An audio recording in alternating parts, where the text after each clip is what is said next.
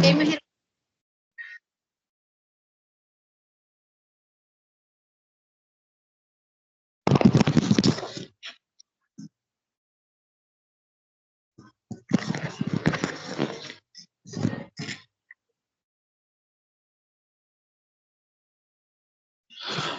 ఓ అవతార పురుషుడా, లోకమును కాకుండా నిన్ను అర్థం చేసుకునేలా, లోక సంకల్పము కాకుండా నీ సంకల్పమును అర్థం చేసుకునేలా నన్ను మలుచు. శాశ్వత ప్రియతమ అవతార్ మెహర్ బాబాకి జై. అందరికీ జై మెహర్ బాబా అండి.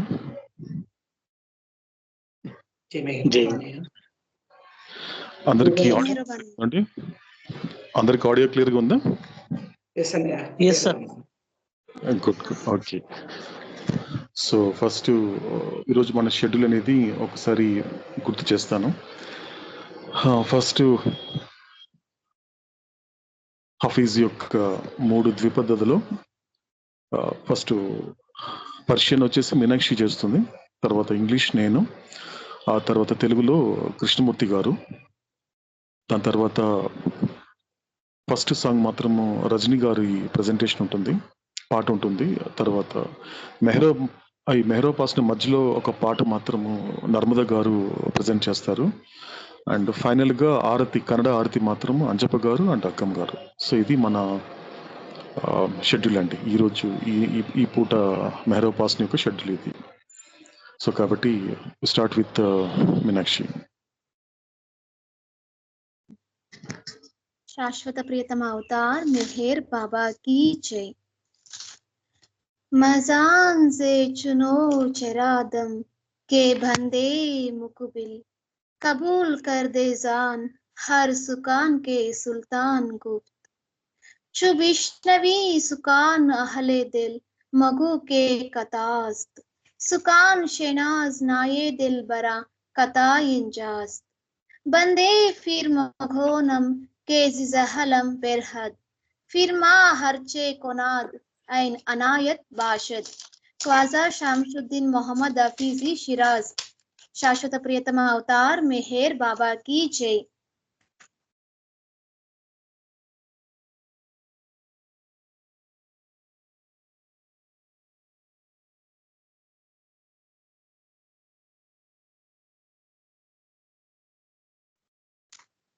जय मेहरबानिया.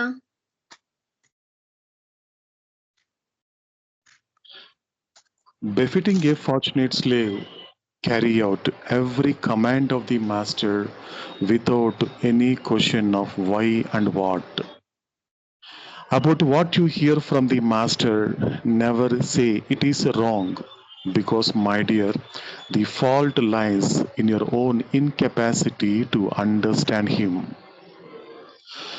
I am slave of the master who has released me from ignorance. Whatever my master does is of the highest benefit to all concerned. Khwaja Muhammad Hafiz Shirazi.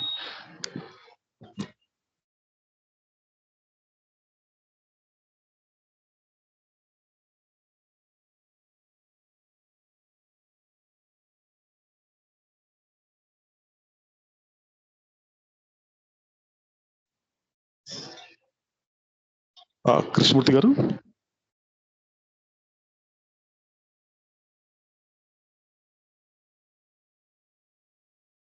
Okay, అక్కమ్ గారు మీరు చెప్పండి.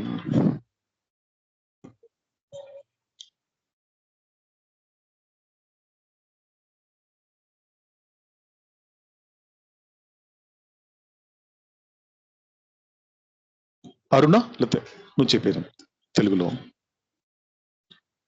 శాశ్వత ప్రియతమ అవతార్ మెహర్ బాబాకి జై.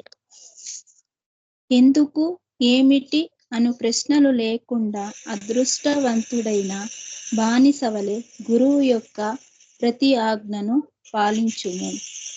గురువు నుండి వినిన దానిని ఎన్నడూ తప్పు అని అనకు.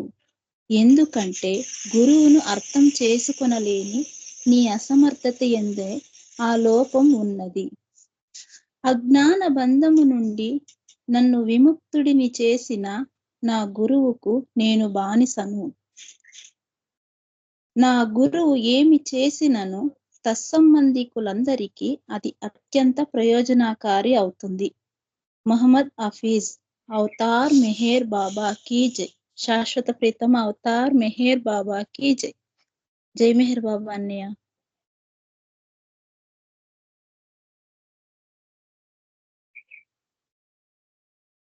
జై మేరు బారుణ.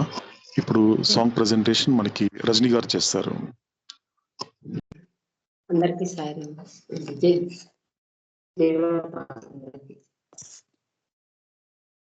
గోవింద గోవిందయని కొలువరే, గోవింద గోవిందయని కొలువరే, గోవిందాయని గొలువరే, గోవింద గోవిందయని కొలువరే, గోవిందాయని గొలువరే, గోవింద గోవిందయని కొలువరే.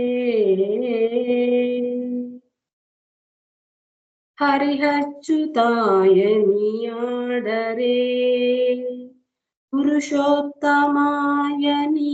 పొగడరే, హరిహచ్యుతాయని ఆడరే, పురుషోత్తమాయని పొగడరే, పరమ పురుషాయని పలుకరే, పరమ పురుషాయని పలుకరే, సిరివరయనుచును జలగరె జనులు, పరమ పురుషాయని పలుకరే, సిరివరయనుచును జలగరె జనులు. గోవింద గోవింద గోవింద గోవింద గోవింద గోవింద గోవింద గోవింద గోవింద గోవిందయని కొలువరే, గోవిందాయని కొలువరే, గోవింద గోవిందయని కొలువరే. పాండవ వరదాయని పాడరే, అండజ వాహన కొనియాడరే, పాండవ వరదాయని పాడరే, అండజ వాహన కొనియాడరే, కొండనరాయినే కోరరే, కొండలరాయినే కోరరే, దండితో మాధవుని తలచెరె జనులు. గోవింద గోవింద గోవింద గోవింద గోవింద గోవింద గోవింద గోవింద గోవింద గోవిందయని కొలువరే, గోవిందాయని గొలువరే, గోవింద గోవిందయని కొలువరే. దేవుడు శ్రీ విభుడని తెలియరే, సోవలనంతుని చూడరే, దేవుడు శ్రీ విభుడని తెలియరే, సోవలనంతుని చూడరే, శ్రీ వెంకటనాథుని చేరరే, శ్రీ వెంకటనాథుని చేరరే, పావనమయ్యపుడు బ్రతుకరే జనులు.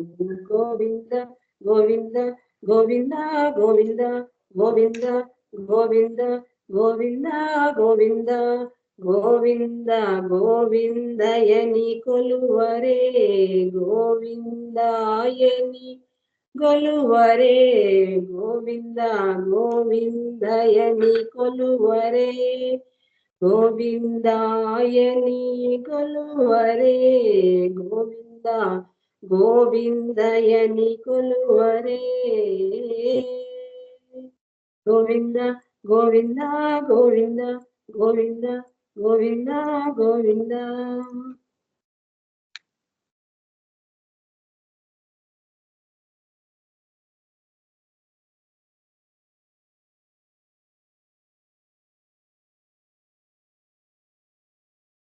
జై మెహబూబ్ అండి.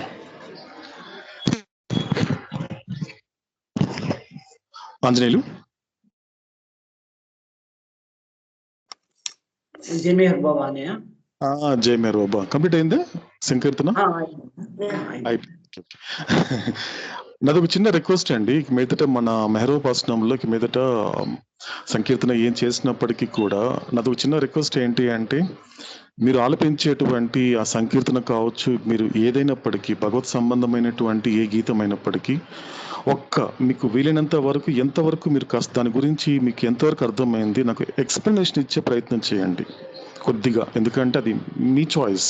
1 నిమిషం చేస్తారా 10 నిమిషాలు చేస్తారా అనేది మీ చాయిస్. అంటే ఆ సంకీర్తన అంటే అక్కడ తరించి రాసినటువంటి వాళ్ళందరూ కూడా అటువంటి సత్పురుషులు రాశారు కాబట్టి వాళ్ళు మానవాళికి ఏదైతే చెప్పదలుచుకున్నారో అదంతా కూడా మనకి సంకీర్తనల ద్వారానే మనకి బయట వచ్చింది, లోకానికి వచ్చింది. కాబట్టి సో అందులో ఉన్నటువంటి ఆ తత్వాన్ని, ఆ భగవత్ తత్వాన్ని, ఆత్మతత్వం గురించే వాళ్ళంతా మాట్లాడతారు. కాబట్టి సో దాని గురించి కొద్దిగా మీకు ఎంత వీలైతే అంత నాకు ఇది అర్థమైంది అని 1 నిమిషం చెప్పినా పర్లేదు, ఒక 30 సెకండ్లో చెప్పినా పర్వాలేదు, నాకు కొంచెం దాని గురించినటువంటి ఆ పాటకి సంబంధించిన మాట కూడా ఇక మీదట చెబితే బాగుంటుంది అనేది నా అభిప్రాయం, నా రిక్వెస్ట్ అది.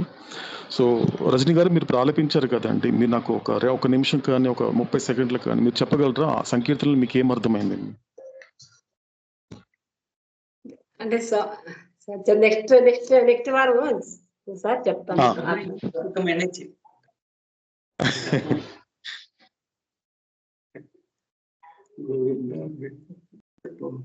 అంటే భగవంతుని వేడుకో స్మరించడం.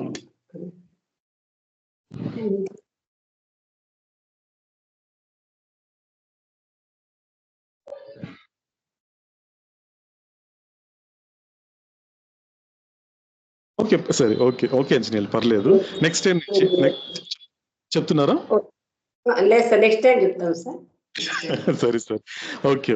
ఎందుకంటే చాలా ఇంపార్టెంట్ అండి మనందరికి. ఎందుకంటే ఈ పాటలు వినడానికి బాగుండడం కాదండి, ఎందుకంటే అది మన జీవితంలో చెప్పే ప్రతి పదం. ఎందుకంటే అన్నమయ్య ఏమి సామాన్యుడు కాదండి, అందుకే ఆయనకు ఒక పేరు పెడతారు, పద పితామహుడు అంటారు ఆయన. యాక్చువల్గా అంటే పదం అనేది ఎలా ఉంటుంది అంటే అలా అంటే పదం అంటే మాటలు. ఆ మాటలు ఎలా ఉంటుందంటే నడిచేటువంటి పదం వైపు తీసుకెళ్తుంది. పదం అంటే ఏంటంటే మార్గం. ఆ పదం ఎప్పుడు కూడా మనం వినేటువంటి మాట కావచ్చు, వినేటువంటి పాట కావచ్చు, ఆడే ఆట కావచ్చు, నడిచే బాటతో ఎప్పుడు కనెక్ట్ చేసుకోమంటాడు అవతారుడు, ఎప్పుడు చెప్తూ ఉంటాడు అన్నమాట. అందుకే మన బాబా దగ్గర కూడా డాన్సర్స్ ఉన్నారు, మన బాబా దగ్గర కూడా మనకి సింగర్స్ ఉన్నారు, మన బాబా దగ్గర కూడా మాట్లాడే వాళ్ళు ఉన్నారు. కానీ ఎప్పుడు ఒక మాట చెప్తూ ఉంటాడు, అంటే ఆట అయినా మాట అయినా తర్వాత పాట అయినప్పటికీ కూడా నువ్వు నడిచే బాటతో కనెక్ట్ అవ్వాలి. అది నువ్వు ఎంతవరకు తీసుకుంటున్నావు. ఎందుకంటే ఆ పొరపాటు, ఎందుకంటే ఇదే అన్నమయ్య చాలా చోట్ల చెప్తారు ఒక మాట. ఎందుకంటే ఎక్కడో చోట ఇలా పాడుతున్నప్పుడు ఆయన చాలా బాగుంది అన్నప్పుడు, మీరు నా పాటని మెచ్చుకోవడం వల్ల నాకేం మోక్షం రాదు కదా మహారాజా అన్నాడు ఒక అన్నమయ్య. నువ్వు నన్ను పాట మెచ్చుకోవడం వల్ల నాకేం మోక్షం రాదు కదా, అలాగని మీకు మోక్షం రాదు కదా. ఎందుకంటే ఈ పదాలు బయటకు వచ్చింది ఎందుకు వచ్చింది అంటే, నేను భగవంతుని స్మరించినప్పుడు, ఆ భగవంతుడు సంతోషపడినప్పుడు మన జీవితంలో కావాల్సినటువంటి మార్పులు తెచ్చుకొని ఆటోమేటిక్గా ఆధ్యాత్మిక మార్గంలో ముందుకెళ్ళడానికి. అందుకే ఇక్కడ అప్రిషియేట్ చేస్తూ ఉంటే దాన్ని యాక్సెప్ట్ చేసేవారు కాదు మనకి అన్నమయ్య. ఆయన జీవితంలో ఉన్నటువంటి ఒక సంఘటన అండి. కాబట్టి ఇంకెప్పుడైనప్పటికీ కూడా దయచేసి కొంచెం నాకు ఒక జస్ట్ ఒక 30 సెకండ్లు, మీ చాయిస్. ఒక టైం అనేం కాదు, మీ చాయిస్. ఎంతవరకు అర్థమైంది, ఎందుకంటే ఇది పాడుకోవడానికి మాత్రమే కదండి, ఎందుకంటే నాకు సంబంధించినంత వరకు. సో కాబట్టి ఇదంతా ఆ చెప్పే ప్రతి పదం కానివ్వండి, దాంట్లో ఏం అర్థం అవుతుంది, దాంట్లో ఉన్నటువంటి ఒక తత్వం ఉంటుంది. వీళ్ళందరూ కూడా తత్వవేత్తలు కాబట్టి ఆ భగవత్ తత్వం అనేటువంటిది ఆత్మతత్వం గురించి మాట్లాడతారు కాబట్టి, పాడుతారు కాబట్టి, అది తెలుసుకునే ప్రయత్నం అనేది కొనసాగిస్తే మనకి ఒక అర్థం పరమార్థం అనేది ఉంటుందండి. ఓకేనండి. జై మేర్ రజనీ గారు. రైట్ అండి.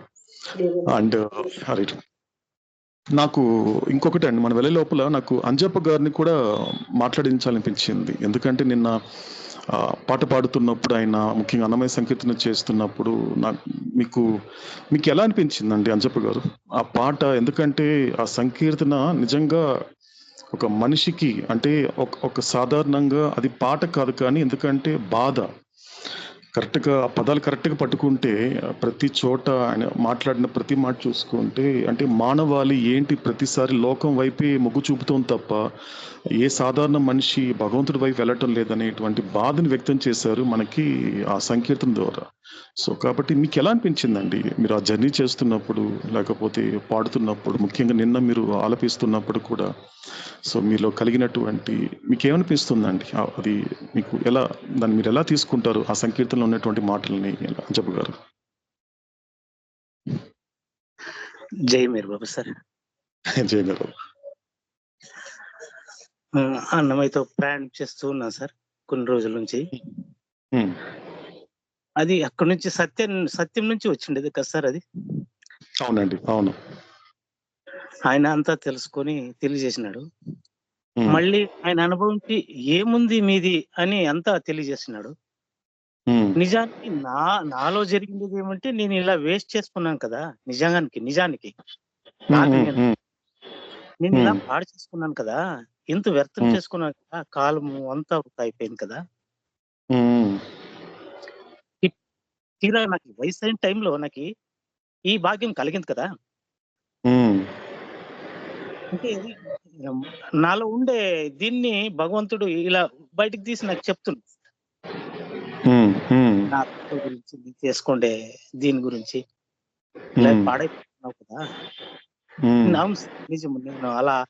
నేను దాన్ని వినియోగించుకున్నాను సార్. అలా వినియోగించుకున్నాను. నా జీవితంలో అలా జరిగింది సార్ నాకు. హ్మ్. హ్మ్. హ్మ్. ఆ జరిగినప్పుడు అన్నమయ్య వీళ్ళ మాకి చెప్తున్నప్పుడు నాకు అంత బాధ అనిపించింది సార్. చాలా సార్లు సార్, ఒక్కసారి కాదు, చాలా సార్లు విన్నాను. హ్మ్. ప్రతి ఆ పాట నేను ఆలకిస్తున్నప్పుడెల్లాను నాకు ఇది ఈ అనుభవం ఉంది సార్ నాకు. హ్మ్. అన్నమయ్య ఇచ్చిన మాటలతో నేను ఇలా ప్రయాణం చేసేకి ఇప్పుడు నేను ప్రయత్నిస్తాను. హ్మ్. హ్మ్. ఇంకొకసారి ఆలపిస్తారండి కొంచెం? అంజప్ప గారు ఇంకొకసారి ఈరోజు ఇంకొకసారి ఆలపిస్తారా ఇప్పుడు? సార్ జై మరుగు సార్. సేమ్ అదే మీరు ఆలపించినటువంటి అదే సంకీర్తనని ఇంకొకసారి అంటే కొంచెం ఈసారి పల్లవి ప్రతిసారి చేస్తూ దాని గురించి చెప్పండి, కొద్దిగా చెప్పండి నాకు. అంటే అందరు విందాం మనం కొంచెం ఈసారి. మీరు పల్లవి చరణం చేస్తారు కదా, ఒక్కొక్క పల్లవి తర్వాత చరణం తర్వాత అందులో మీకు ఏం చెప్తున్నాడు అనేది కొద్దిగా షేర్ చేయండి. ఓకే, ఒక నిమిషం సార్.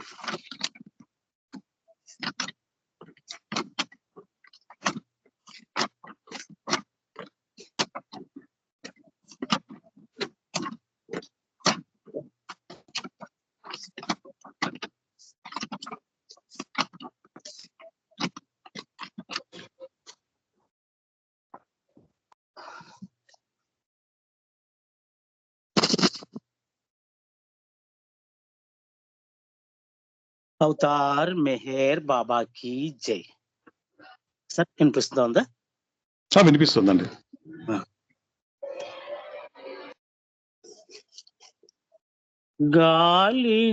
గాలినైపోయా కలకాలము, తాలిమికి కొంతయు పొద్దులేదు. గాలినైపోయా కలకాలము, తాలిమికి కొంతయు పొద్దులేదు. అడుసు చొరనే పట్టే అటునిటూ కాళ్ళు, కడుగు కొననే పట్టే కలకాలము. అడుసు చొరనే పట్టే అటునిటూ కాళ్ళు, కడుగు కొననే పట్టే కలకాలము. ఒడలికి దేవునికి ఒడయడైన హరి,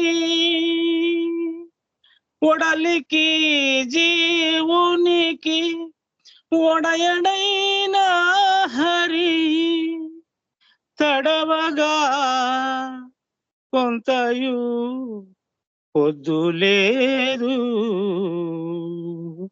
ఒడలికి జీవునికి ఒడయడైన హరి తడవగా కొంతయు పొద్దులేదు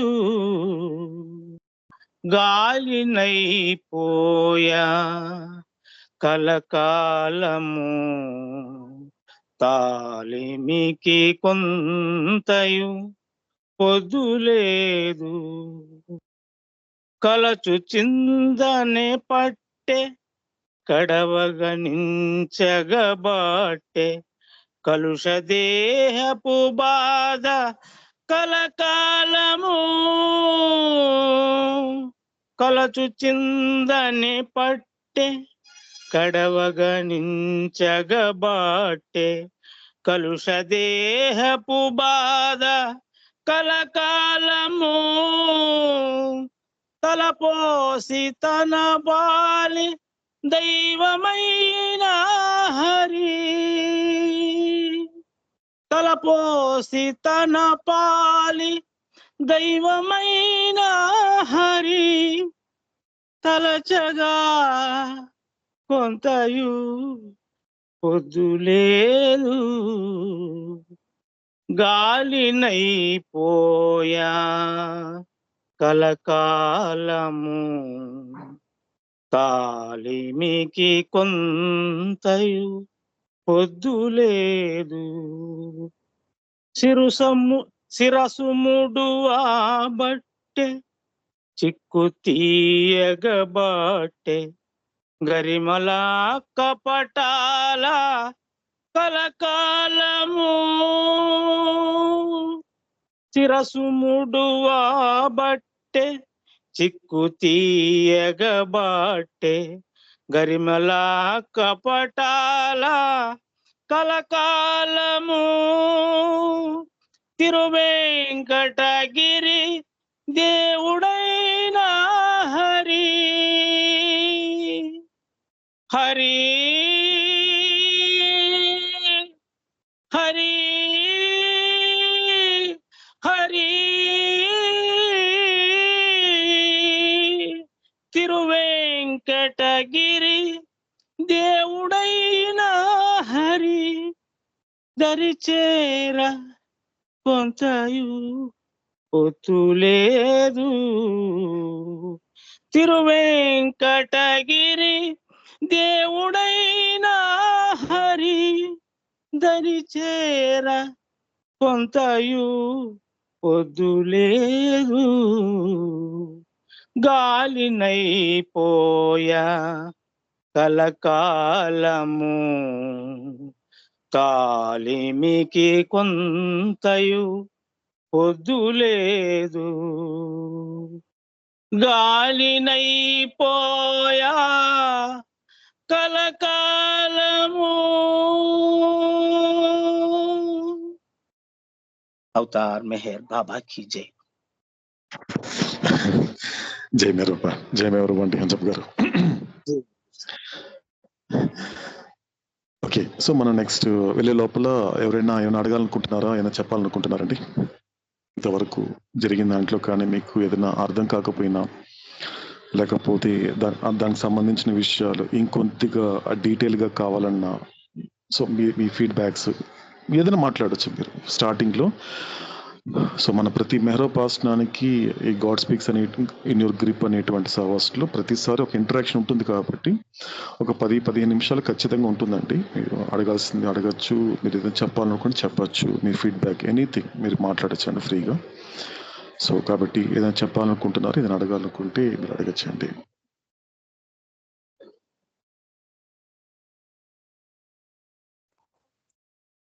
జై మెహరవన్నయ్య. జై మేరూపా. అరుణ వినిపిస్తోందా?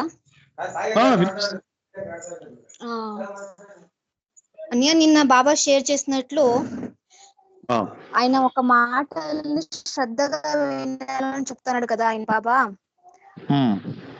వినిపిస్తోందా? వినిపిస్తుంది. మీనాక్షి మాట్లాడు. జై మెహర్ బాబా. ఇప్పుడు మనకి సహకరించే సంస్కారాలు కావచ్చు, సహకరించని సంస్కారాలు కావచ్చు. బాబా ఈ ఒక విషయం తీసుకుంటే ఒక సత్సంగంతో కావచ్చు, మెహరోపాసనం కావచ్చు, ఏదైతే భగవంతుని సన్నిధిలో కూర్చోవడం అనేది ఉంది కదా, ఇవన్నీ Hmm. కూడా మనం చేసే కొద్ది ఎలా అయిపోతుందంటే మన సంస్కారాలు భగవంతుని వైపుకి సహకరిస్తాయి అన్నమాట. Hmm.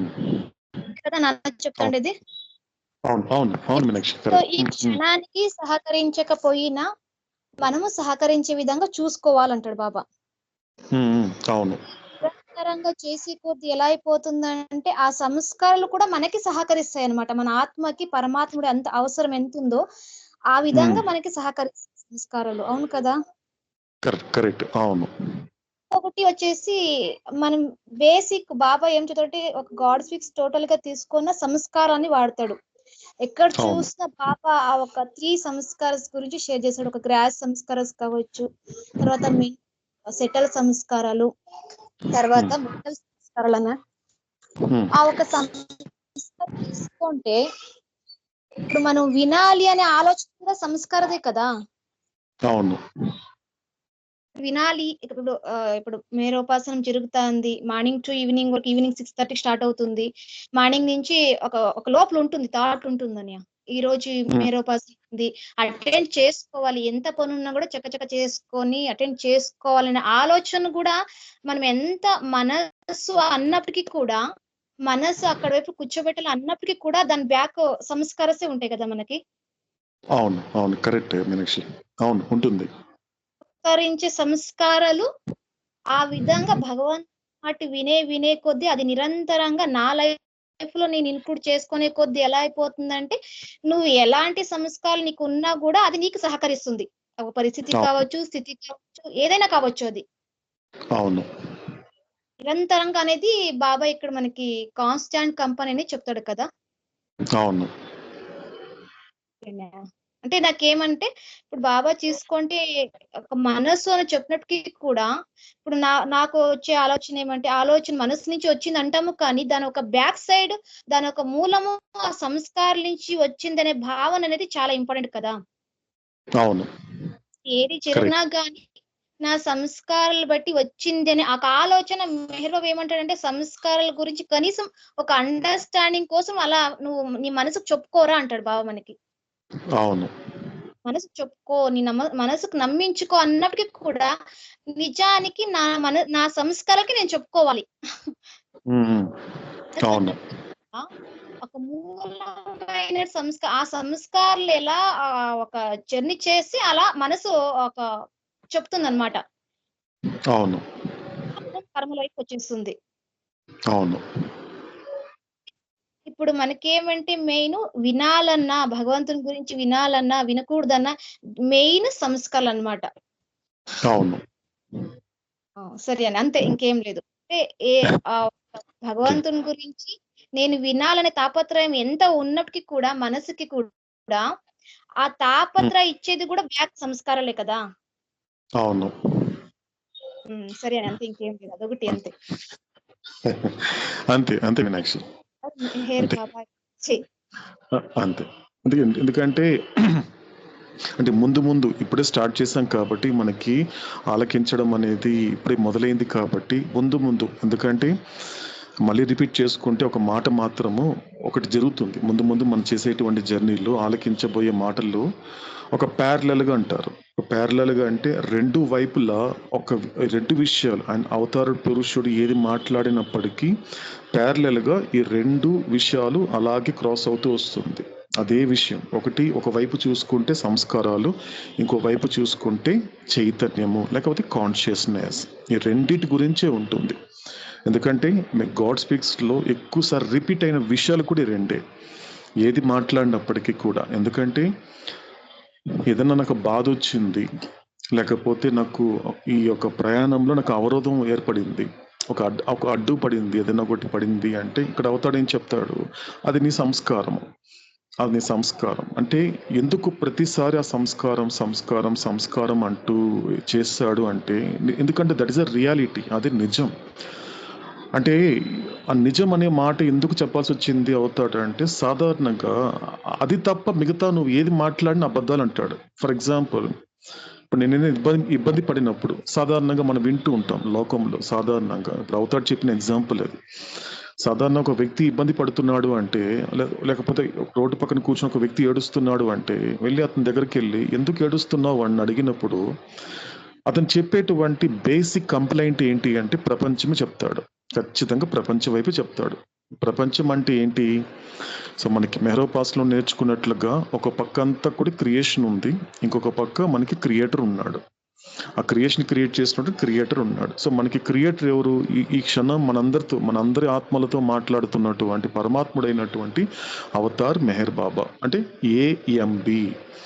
సో ఏఎంబి అనేటువంటి మనకు కనపడుతూ ఉంది. ఇకపోతే క్రియేషన్ తీసుకుంటే మనము ఏం చెప్పుకున్నాము అంటే మెహరోపాసనంలో, ప్రీవియస్ మెహరోపాసనలో ఏం చెప్పుకున్నామంటే ఈ ప్రపంచం అనేది ముగ్గురుతో కూడి ఉంటుంది. మూడు ఉంటుంది. ఒకటి కదిలే వ్యక్తులు, రెండోది కదలని వస్తువులు, మూడోది కదిలే వ్యక్తుల్ని కదలనివ్వకుండా కదలనటువంటి వస్తువుల్ని కదిలేలా చేసే పరిస్థితులు. ఈ మూడే ఉంటుంది. అంటే ఈ మూడింటిని కలిపి ఏం చెప్పొచ్చు అంటే ఏబిసి. ఏ అనేటువంటి వ్యక్తులు, బి అనేటువంటి వస్తువులు, సి అనేటువంటి పరిస్థితులు. ఇప్పుడు ఆ రోడ్డు పక్కన కూర్చొని ఏడుస్తున్నటువంటి వ్యక్తిని ఎందుకు ఇలా బాధపడుతున్నావు అంటే 100% అతడు తను పడేటువంటి బాధకి కారణము తన వైపు కాకుండా ఖచ్చితంగా ప్రపంచం వైపు చూపిస్తాడు. లేదంటే పలానా వ్యక్తి వల్ల నేను ఇబ్బంది పడుతున్నాను, పలానా వ్యక్తి వల్ల నేను దుఃఖిస్తున్నాను, పలానా వ్యక్తి వల్ల నేను నష్టపోయాను. ఇది సాధారణంగా వినేటువంటి కొన్ని స్టేట్మెంట్స్, కొన్ని కంప్లైంట్స్. ప్రతి మనిషి అది అవుతాడు చెప్తాడు. ఆల్మోస్ట్ చాలా మంది జీవితాలు ఇలాగే ఉంటుంది. అంటే వాడు ఏమనుకుంటున్నాడు, ఓకే నేను పడేటువంటి ప్రతి బాధకి పలానా వ్యక్తి కారణము, సో నేను పడేటువంటి ఒక విధమైనటువంటి ఇబ్బందులకి కారణము అంటే ప్రతిసారి ప్రపంచం వైపు చూపిస్తాడు. ఇప్పుడు బాబా దగ్గరికి వచ్చేటువంటి అనేక మంది దర్శనాలకు వచ్చినప్పుడు వాళ్ళ బాధలు చెప్పుకుంటారు. వాళ్ళ బాధలు ఏం చెప్పుకుంటారు? వాళ్ళ ఇంటి బాధలు చెప్పుకుంటారు, వాళ్ళ సాంసారిక బాధలు చెప్పుకుంటారు. కానీ తమాషా ఏంటో తెలుసా అండి, బాగా అబ్జర్వ్ చేస్తే, అంటే ఇన్ని చెప్తున్నారే, బాబా గంట నుంచి వింటుంటాడు అన్ని విషయాలు. ఏం చెప్తుంటారు? 24 గంటలు ఇదే, ఆ వ్యక్తి వల్ల బాబా నేను ఇబ్బంది పడ్డాను, వాళ్ళ వల్ల ఇలా తయారయ్యాను, వాళ్ళ వల్ల నాశనం అయిపోయాను, కాబట్టి మొత్తానికి కారణం వాళ్ళే. ఈ గంట చాలా ఓర్పుతో విన్నటువంటి అవతారుడు తిరిగి ఒకే ఒక ప్రశ్నిస్తాడు. ఒక గంట నుంచి ప్రపంచం మీద పడి ఏడుస్తున్నావే, వాళ్ళు కారణం వీళ్ళు కారణం అన్నావు. నేను ఒకే ఒకటి అడుగుతాను. నిజానికి నిన్ను ఇంతమంది ఇబ్బంది పెట్టారని అంటున్నావే, నేను ఒకటే అడుగుతున్నాను, ఏంటో తెలుసా? నువ్వు ఊహ తెలిసిన తర్వాత నిజంగా ఏ ఒక్క వ్యక్తి కూడా ఇబ్బంది పెట్టలేదా? ఒక్క వ్యక్తికి నిన్ను నువ్వు ప్రశ్నించుకుంటే నిజంగా చెప్పు, నువ్వు నిజంగా అంత అమాయకుడివా? నిజంగా నువ్వు అంత ఇన్నోసెంట్వా? ప్రతిసారి ప్రపంచం వైపు చూస్తున్నావే అంటే ప్రపంచం అనేది కూడా రియాక్షన్. ఎందుకంటే అది ప్రతిస్పందన. నువ్వు స్పందిస్తే కదా, నువ్వు ఏదైనా చేస్తే కదా నీకు అక్కడి నుంచి ఒక ప్రతిస్పందన వస్తుంది. అంటే నీ గురించి మాట్లాడకుండా వాళ్ళ గురించి మాట్లాడుతూ కంప్లైంట్ చేస్తున్నావే, ఇది అబద్ధం. ఇలా కొన్ని జన్మలు గడిపేస్తున్నారు. ఇది అజ్ఞానం. అబద్ధం అనే మాట కన్నా స్పష్టంగా ఆధ్యాత్మికమైన పదం వాడాలి అంటే అజ్ఞానము. అజ్ఞానం ఏదో కాదు, నువ్వు పడేటువంటి సుఖాలకి ఇంకొక వ్యక్తి కారణమని, నువ్వు పడేటువంటి బాధలకి ఇంకొక వ్యక్తి కారణమని నువ్వు ప్రపంచం వైపు చూపిస్తున్నంత వరకు ప్రపంచము నిన్ను విడిచిపెట్టదు, లాక్కుంటుంది. చూడండి, అంతే ద్వేషం పెంచుకుంటూ పోయాడు అనుకోండి ఒక వ్యక్తి, అలా ద్వేషం పెంచుకుంటూ, ఎందుకంటే ద్వేషం పెంచుకోవడం అనేది చాలా పవర్ఫుల్ ఎమోషన్. అవతాడు ఎప్పుడు చెప్తూ ఉంటాడు, చాలా ఎంత అద్భుతంగా చెప్తాడంటే అవతాడు, బాబా దగ్గరికి ఎవరైనా కూడా దర్శనానికి వచ్చినప్పుడు ఒక తల్లి వస్తుంది. ఒక తల్లి వచ్చి ఏం చేస్తుంది, కాసేపు బాబాతో ఉండి చాలా చకచక్క అంటే చాలా అర్జెన్సీలో ఉంది, గబగబా బాబా దగ్గరికి వచ్చి దర్శనం చేసుకుని వెళ్ళిపోవాలని. బాబా చాలా ఆశ్చర్యపోయి, ఎందుకు అంత తొందరపడుతున్నావు ఏంటి అంటే, లేదు బాబా, నా కూతురు నేను చూడకుండా నేను ఉండలేను, అసలు పుట్టినప్పటి నుండి కూడా నేను అసలు చూడకుండా ఉండలేను బాబా, ఒక క్షణం కూడా నా వల్ల కాదు, ఇప్పటికి 5 నిమిషాలు అయిపోయింది, నేను వెళ్ళాలి బాబా అని చెప్తాను. సరే వెళ్ళి పర్లేదు అని సరే పంపించేస్తాడు. వెళ్ళిన తర్వాత బాబా ఏమన్నాడు తెలుసా అండి, సాధారణంగా మన లైఫ్లో ఇలాంటి రిలేషన్స్ ఎక్కువ ఉంటాయి. ఒక వ్యక్తి లేకపోతే నేను బతకలేను, ఒక వ్యక్తి లేకుండా నేను ఉండలేను అని చెప్తున్నప్పుడు ఇక్కడ మీకు తెలియని విషయం చెప్తానని అవుతాడు. అప్పుడు సంస్కారాల గురించి చెప్పాడు. ఇప్పుడు ఆ తల్లి కూతుర్లు ఒక్కరిని చూడకుండా ఉండలేకపోతున్నారు, వాళ్ళు ఖచ్చితంగా కలిసే ఉండాలనుకుంటున్నారు. కానీ వాళ్ళ గత జన్మలో ఎవరో తెలుసా, బద్ధ శత్రువులు అన్నాడు అవుతాడు. వాళ్ళిద్దరు ఎవరో తెలుసా, బద్ధ శత్రువులు. ఒక్కరి మీద ద్వేషం అనేది ఎంత విపరీతంగా పెంచుకున్నారంటే చచ్చే సమయం వరకు కూడా ఇద్దరికి ద్వేషం ఉంది. ఆ ద్వేషమే ఇప్పుడు ఇష్టంగా మారింది. ప్రేమ గురించి మాట్లాడండి అవుతాడు, ఇక్కడ స్పష్టంగా మాట్లాడాలి. ఇక్కడ అవుతాడు ఇప్పుడు కూడా ప్రేమ అనే పదం అనేది చాలా తక్కువ సందర్భాల్లో వాడుతాడు. ఈ హ్యూమన్ రిలేషన్స్ లో, ఈ మానవ సంబంధాల్లో ఉన్నటువంటి ఆ ప్రేమ గురించి అవతారుడు చాలా తక్కువ సందర్భాల్లో మాట్లాడతాడు. ఎక్కువ ఆయన మాట్లాడేది ఇష్టం గురించి. అందుకే ఒక చోట అవతారుడు ఎప్పుడు కూడా ఇది నా అండర్స్టాండింగ్ అండి, నా అండర్స్టాండింగ్ మాత్రమే. ఎలా కొంచెం అవతారు చెప్పే లిటరేచర్ని కూడా కొద్దిగా దాన్ని బ్రీఫ్ చేస్తే, అవతారు చెప్పే కొన్ని ప్రాక్టికల్గా ఎలా ఉంటాయి అంటే, కొన్ని ఒక కఠినమైన నిజాలు ఎలా ఉంటాయి అంటే, దాన్ని మనం కేటగరైజ్ చేసుకుంటే ప్రేమ గురించి తర్వాత మాట్లాడచ్చు అండి. ఎందుకంటే ప్రేమ అనేది ఒక థర్డ్ కేటగిరీ పెట్టుకుందాం ఫస్ట్, ఎందుకంటే అది ఒకవేళ ఫస్ట్ కేటగిరీ పెట్టుకుందాం ప్రేమ అనేది. కానీ కింద 2 ఉంటుందండి, కింద ఒక 2 ఉంటాయి. ఫస్ట్ కేటగిరీ వచ్చేసి ప్రేమ గురించి అలా దానికి కాస్త పక్కన పెడతామండి, ప్రేమ అనే మాటని కాస్త పక్కన పెడతాం. కానీ దాని తర్వాత వచ్చేది ఏంటంటే ఇష్టం అండి. ఫస్ట్ వచ్చేసి ప్రేమ, అది అల్టిమేట్ అండి. యాక్చువల్గా అది భగవంతుడి మీద ప్రేమ చూపించడం అనేది ఒక నిస్వార్థమైన ప్రేమ. రెండోది మాత్రం ఏంటి అంటే ఇష్టం అండి. బాగా అర్థం చేసుకోవాలి ఈ పాయింట్, ఎందుకంటే కొద్దిగా అవతాడుతో గడిపితే అంటే ఎలా మాట్లాడాలి అంటే నా జీవితంలో క్లారిటీ ఎలా వస్తుందని తెలుస్తుందండి, ప్రతి ఒక్కరు తెలుస్తుందండి. ఆ మెహరోపాసన చేయడం బట్టి ఉంటుంది. కాబట్టి ఫస్ట్ ప్రేమ అండి. కాసేపు ప్రేమ గురించి మనం కాసేపు మాట్లాడకుండా ఇంకొక అసలు ప్రాక్టికల్ ఏం జరుగుతుంది మన లైఫ్లో, మన హ్యూమన్ రిలేషన్స్ ఎలా ఉంటున్నాయి, ఒక మానవుడు జీవుడు తన తోటి జీవులతో ఎలా గడుపుతున్నాడు అనేది చూసుకుంటే, సెకండ్ వచ్చేసి ఇష్టం అండి.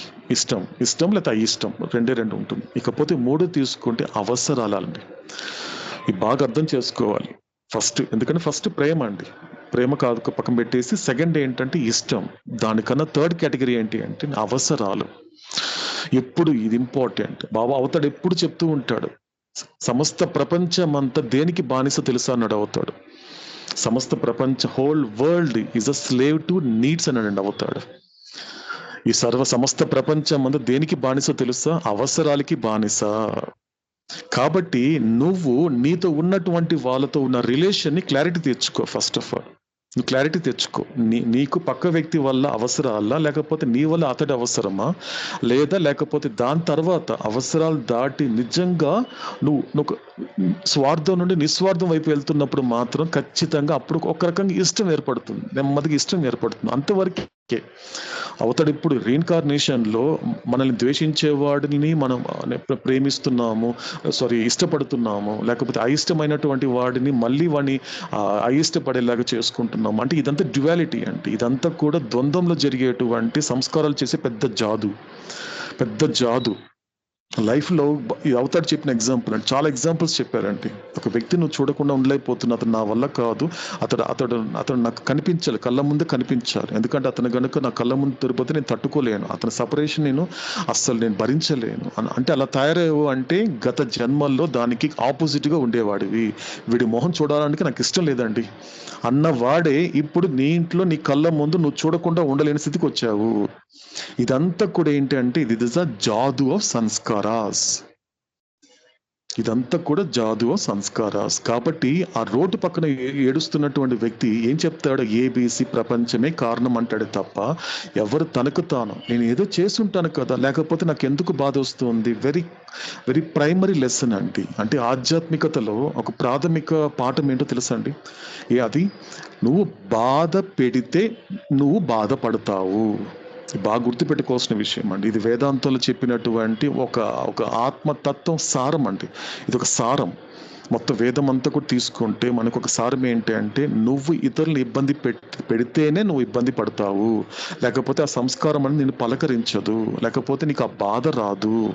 కాబట్టి గుర్తుపెట్టుకోవాల్సిన విషయం ఏంటి అంటే ఆ సంస్కారాస్. అది ముందు మనకి అవతాడు కొద్దిగా క్లారిటీ ఇస్తాడండి. ఇప్పుడు మనకు అంతగా ఒక గ్రిప్లోకి రాకపోయినా ముందు మన గ్రిప్లోకి అందిస్తాడు అవతాడు. కాబట్టి అవతాడు ఏ మాట్లాడినప్పటికీ కూడా ఒక ప్యారలల్గా ఒక వైపు వచ్చి సంస్కారాల గురించి ఆ వివరణ ఉంటుంది. అట్ ద సేమ్ టైం ఇంకో వైపు వచ్చేసి మనకి ఆకు చైతన్యము లేక ఎరుక కాన్షియస్ గురించి మాత్రమే చెప్తాడు అవుతాడు. కాబట్టి ఎప్పుడైతే నీకు ఇది సమస్య, ఇప్పుడు చూడండి ఏది సమస్య ఏది పరిష్కారం అనేది చూడండి స్పష్టంగా చెప్పేసాడు అవుతాడు. ఈ వైపు ఉన్నటువంటి సంస్కారాలే నీ సమస్య. గుర్తుపెట్టుకోండి, ఎవ్వరికి సమస్య కాదు. ఇది వీలైనంత వరకు గుండెల్లో పదిలంగా దాచుకొని వీలైనంత వరకు ఈ కఠిన నిజాన్ని జీర్ణించుకునే ప్రయత్నం చేయాలి. ఇక్కడ ఎవరికి సమస్య కాదు, ఎవరి సంస్కారాలే వాళ్ళ సమస్య. కాబట్టి మొత్తానికి ఇక్కడ అవతారు చెప్పేటువంటి అవతార తత్వం, అవతారం యొక్క సారం ఎలా ఉంటుంది అంటే, సో నీ సంస్కారాలే సమస్య. కాబట్టి దీనికి పరిష్కారం కావాలి కదండి, ఆ పరిష్కారమే చైతన్యము. అర్థమైపోయింది కదండి, ఇప్పుడు క్లియర్గా ఉంది కదండి. ఇప్పుడు అంటే ఒక పక్క నీ సమస్య ఏంటి, నీ బాధ ఏంటి, నీ ప్రాబ్లం ఏంటి అంటే సంస్కారాలు. దానికి సొల్యూషన్ ఏంటి, కాన్షియస్నెస్. కాదు ఎరుకుతో ఉంటే నీకు తెలుస్తుంది. ఎరుకుతో ఉండు. నేను చెప్పుకున్నా మనం కూడా, your eyes will open to చెప్పాడు అవుతాడు. నేను కూడా మనకి మెహరోపాసనంలో చెప్పిన మాట, if you listen carefully your eyes will open to. అప్పుడు కళ్ళు తెరిచి చూస్తావు, కళ్ళు తెరిచి పనులు చేస్తావు. ఇంతవరకు కర్మ సముద్రంలో కొట్టుకుపోయినటువంటి నువ్వు, ఇంతవరకు కర్మ సుడిగుండంలో మునిగిపోయినటువంటి నువ్వు, ఆ కర్మని తెలుసుకొని చేయగలిగితే నువ్వే కర్మయోగి. నువ్వే కర్మయోగి. అంటే దేనికి అంటుకోకుండా, ఏ విషయాల పట్ల బంధనాలు ఇరుక్కోకుండా స్వేచ్ఛగా చక్కగా పనులు చేసుకుంటూ వెళ్ళిపోతావు. అతడు ఎప్పుడో చచ్చిన తర్వాత వచ్చే మోక్షం కాదండి, బతుకున్నప్పుడే పొందుతాడు ముక్తి, అది జీవన్ముక్తి. కాబట్టి రెండు విషయాలు. కాబట్టి వీలైనంత వరకు సో మన ఎందుకంటే సంస్కారాన్ని, ఎందుకంటే ఇక్కడ ఉండే గొప్ప మ్యాజిక్ ఏంటి అంటే, సంస్కారాల గురించి తెలుసుకునే ప్రయత్నం చేద్దామంటే సహకరించింది సంస్కారాలే. అందుకే అవతాడు ఎప్పుడు చెప్తూ ఉంటాడు. అందుకే ఆ మాట ఇంకొకసారి రిపీట్ చేసుకుందామండి. అవతాడు చెప్పే మాట ఏం చెప్తున్నాడు అవతాడు, the root of all my explanations is sanskaras.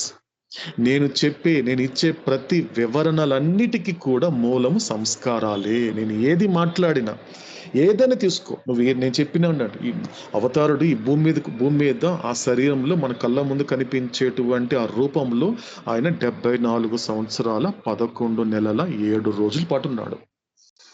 అవతరించినప్పటి నుండి ఆయన మాట్లాడుతూనే ఉన్నాడు. ఆయన ఏమి సామాన్య పిల్లవాడేం కాదు. సామాన్య పిల్లవాడు అంటే మాట్లాడేం, ఆయన సాక్షాత్ పరబ్రహ్మ ఒక బిడ్డగా వచ్చాడు. కాబట్టి అక్కడి నుంచి ఆయన చెప్పిన ప్రతి మాటని గనుక మనం ఏదైనా ఒక మాట తీసుకున్నా కూడా అందులో సంస్కారాలే ఉంటుందండి. చేయండి. ఇప్పుడు ఏమంటున్నాడు అవుతాడు, మనకు అందరు తెలిసిన విషయమే కాబట్టి, don't worry, be happy, I will help you అని చెప్పినప్పుడు ఈజ్ ఇట్ ఈజీ అండి? ఆలకించినంత ఈజీ అంటే నాకు సంబంధించినంత వరకు, నేను ఎవరి గురించి మాట్లాడలేదు, నా గురించి నేను మాట్లాడుతున్నాను. నాకు ఆ మాట చెప్పినప్పుడు అదేమన్నా సంస్కారాలు అంతగా సహకరిస్తుందా అండి? ఇప్పుడు చుట్టుపక్కల ఎక్కడ చూసినా కూడా ఎక్కడ కూడా ఒక సానుకూలమైనటువంటి వాతావరణం లేదు, కాస్త సుఖంగా ఉండేటువంటి నాకు ఎక్కడ దాఖలాలు కనిపించడం లేదు, ఏ పరిస్థితి కనిపించడం లేదు, హ్యాపీగా ఉండే ఛాన్స్ నాకు ఎక్కడ కనిపించినప్పటికీ కూడా డోంట్ వరీ, బీ హ్యాపీ అంటున్నాడు. అంటే కారణము, దాన్ని తీసుకోలేకపోవడానికి కారణం ఏంటంటే సంస్కారాలే. సంస్కారాలు సహకరించదు. నీకు లోకానికి సహకరించినంతగా లోకేశుడికి సహకరించదు. అందుకే మొట్టమొదటి నుండి ఈ ప్రయాణం అంతా నేను చేసింది మీకు చెప్పాలి. కాబట్టి పుస్తకంలో ఉండేది చెప్పే పని అయితే నేను మీకు చెప్పేస్తాను, లేదంటే పలానా పుస్తకంలో ఉందని చదవండి అని చెప్తాను. కాదు కదండి. ఇప్పుడు నన్ను మీ అందరి ముందు కూర్చోపెట్టాడు అవుతాడు, మీ ముందు కూర్చోపెట్టాడు అంటే నేను ప్రయాణం చేస్తున్నాను కాబట్టి నేను చేసేది మీకు చెప్పాలి, లేకపోతే చెప్పకూడదు. లేకపోతే అవుతాడు ఏమంటాడు, కాస్త పక్కన ఉండమంటాడే తప్ప నన్ను ఉంచడండి. మెహరోపాసనలో ఉంచడు అవుతాడు మెహర్ బాబా. కాబట్టి జర్నీ చేశాను కాబట్టి ఖచ్చితంగా నాకు ఒక 10 రోజులు పట్టు ఉంటే ఒక ఎక్స్పీరియన్స్ అనేది మీకు ఒక 10 నిమిషాలు కనుక ఉపయోగపడితే చాలండి. ఈ మెహరోపాసనం అనేటువంటిది ఇచ్చిన అవకాశాన్ని సద్వినియోగం చేసుకున్నట్లండి. నా వరకు హ్యాపీగా ఉంటాను. నాకు 10 రోజులు పట్టింది అనుకోండి ఒక జర్నీలో కూడా, మీరు ఒక 10 నిమిషాలు కనుక దాన్ని గ్రాస్ చేయగలిగితే, ఎస్ చేసినటువంటి వర్క్ ఏదైతే ఉందో, ఏదైతే శ్రమని గుర్తించేటువంటి మెహరోపాసన జరుగుతున్న దానికి కూడా ఏ ఒక్క ఆత్మకి గనుక ఒక 10 నిమిషాలు అందుకోగలిగితే చాలండి. ఇది ఇంపార్టెంట్, అంతేనండి, ఇంకేం లేదు. కాబట్టి ఫస్ట్ నుంచి కూడా, ఎందుకంటే ఎట్టి పరిస్థితుల్లో కూడా, ఎందుకంటే చాలా విపరీతంగా ట్రై చేస్తుందండి, చాలా విపరీతంగా. ఎందుకంటే that is a real fight అండి. జగడ అంటాడు, మనకు వస్తుందండి, ఇప్పుడే వస్తుంది. జగడం ఉంటే లోపల విపరీతమైన జగడం వేస్తుంది. అది చాలు చాలు ఆపేద్దాం, ఇంకా చాలు చాలు చాలు ఇంకేమొద్దు ప్రపంచంలో చాలా పనులు ఉన్నాయి. ఇప్పుడు మెహర్ బాబా చెప్పిన పనులు కన్నప్పటికీ కూడా లోకంలో మనం చేయాల్సినటువంటి ఘనకార్యాలు చాలా ఉన్నాయి. ఇంకా ఆపేసి ఇంకా చాలా పక్కన పెట్టి ఇంకా అనేక విధాలుగా ప్రయత్నిస్తుందండి, అనేక విధాలుగా. ఇది నా ఎక్స్పీరియన్స్ కాబట్టి చెప్తున్నాను, నా అనుభవం కాబట్టి చెప్తున్నాను. మిగతా జర్నీ చేశానండి, లార్డ్ మెహర్ కానివ్వండి, మిగతా జర్నీ చేస్తుంది. దానికి దీనికి చాలా డిఫరెన్స్ అండి. ఎందుకు డైరెక్ట్గా అటాక్ చేస్తూ ఉంది సంస్కారాలు. ఎందుకంటే ఆయన డైరెక్ట్గా మాట్లాడుతున్నాడు కదండి మెహర్ బాబా. ఏ మీడియేటర్ లేరు కదండి మనకి. మెహర్ బాబా చెప్పాడు అనేది ఎవరో ఒక అసిస్టెంట్ వచ్చి నాకు చెప్పట్లేదండి, హరిప్రసాద్ అంటే నువ్వేనా, మెహర్ బాబా ఇలా చెప్పమన్నాడు మీకు, కానీ ఏ మీడియేటర్ లేరండి, డైరెక్ట్గా హ్యాండిల్ చేస్తున్నాడు అండి అవుతాడు. ఇది ఏ జన్మలో మనకు వచ్చినటువంటి అదృష్టం అండి. ఎన్ని జన్మలు ఎత్తినా రాదండి, ఇంత అదృష్టం రాదండి. ఇది ఇంపార్టెంట్. డైరెక్ట్గా హ్యాండిల్ చేస్తున్నాడు, డైరెక్ట్గా ఎవరి జీవాత్మల్ని కూర్చోపెట్టి పరమాత్ముడే హ్యాండిల్ చేస్తున్నాడు అండి. కాబట్టి ఇలాంటి అవకాశం అనేది ఎన్ని జన్మలు ఎత్తినా కూడా, ఎందుకంటే మానవ జన్మ అనేది అత్యుత్తమం అండి. ఆ మానవ జన్మలో కాస్తో కూస్తూ ఆధ్యాత్మిక మార్గం గురించి అవగాహన రావడం అనేది మరీ అదృష్టం అండి. అటువంటి మానవ జన్మ తీసుకొని ఆధ్యాత్మిక మార్గంలో ఉంటూ ఏ ఒక్క గురువుకి, సాధారణ గురువుకి కనెక్ట్ అయినా కూడా అది విపరీతమైనటువంటి అదృష్టం అండి. కానీ గురువే కాకుండా ఆల్రెడీ విశ్వాన్ని పరిపాలించేటువంటి ముఖ్య పాత్ర పోషించేటువంటి సద్గురు కనెక్ట్ అవడం అనేది అస్సలు మాటలు చెప్పలేనటువంటి అంత అదృష్టం అండి. ఇకపోతే అల్టిమేట్ అండి, అల్టిమేట్ సాక్షాత్ ఇంకెవ్వరు లేరండి, దాటితే ఇంకెవ్వరు లేరు. విశ్వాధిపతి ఈజ్ ద యూనివర్స్ కింగ్ అండి. మనతో మాట్లాడేవాడు ఈ క్షణంలో ఎవరంటే విశ్వాధిపతి. ఆ విశ్వాన్ని త్రిభువనాధిపతి అని చెప్పచ్చు, కరెక్ట్గా చెప్పాలి. ఈ కనిపించేటువంటి త్రిభువనాలు ఏవైతే ఉన్నాయో, అన్నభూమిక, ప్రాణభూమిక, మనోభూమిక అనేటువంటి త్రిభువనాలు ఉన్నాయండి. ఈ త్రిభువనాలకి అధిపతి అండి మనతో మాట్లాడేవాడు. ఆయనతో కనెక్ట్ చేసుకున్నాడు, ఆయన ఎంచుకున్నాడు అండి మనల్ని కూర్చోపెట్టాడు. ఇంకెవరు లేరండి ఆయన దాటితే. అందుకే హైయెస్ట్ ఆఫ్ ది హైయెస్ట్ అంతే. మనం గురు తీసుకుంటే, సద్గురు తీసుకుంటే హైయెస్ట్ అండి. కానీ హైయెస్ట్ ఆఫ్ ది హై అని చెప్పడం అనేది అది తేలిక అండి. అంటే ఆయన హైయెస్ట్ ఆఫ్ ది హైలో ఉండి చెప్తున్నాడు అంటే అలాంటి జీవితం ఇవ్వడానికి చెప్తున్నాడు అండి. అని చెప్పే ప్రతి మాట మనలందరినీ కూడా ఆ స్థితికి తీసుకెళ్లాలనే ఉద్దేశంతో చెప్తున్నాడే తప్ప వేరే ఏం కాదండి. కానీ ఏం జరుగుతోంది ఇప్పుడు? నా పోటీ వాడు ఆయన హైయెస్ట్ ఆఫ్ ది హై మాట్లాడుతున్నప్పటికీ నేను ఎక్కడ, హరిప్రసాద్ ఎక్కడ ఉన్నాడు అంటే లోయెస్ట్ ఆఫ్ ది లోలో ఉన్నాడు. తెలుస్తోంది, నాకు తెలుస్తోంది. కాబట్టి ఉన్నప్పుడు అక్కడే ఉండకూడదు. అలా ఉంచింది ఎవరు?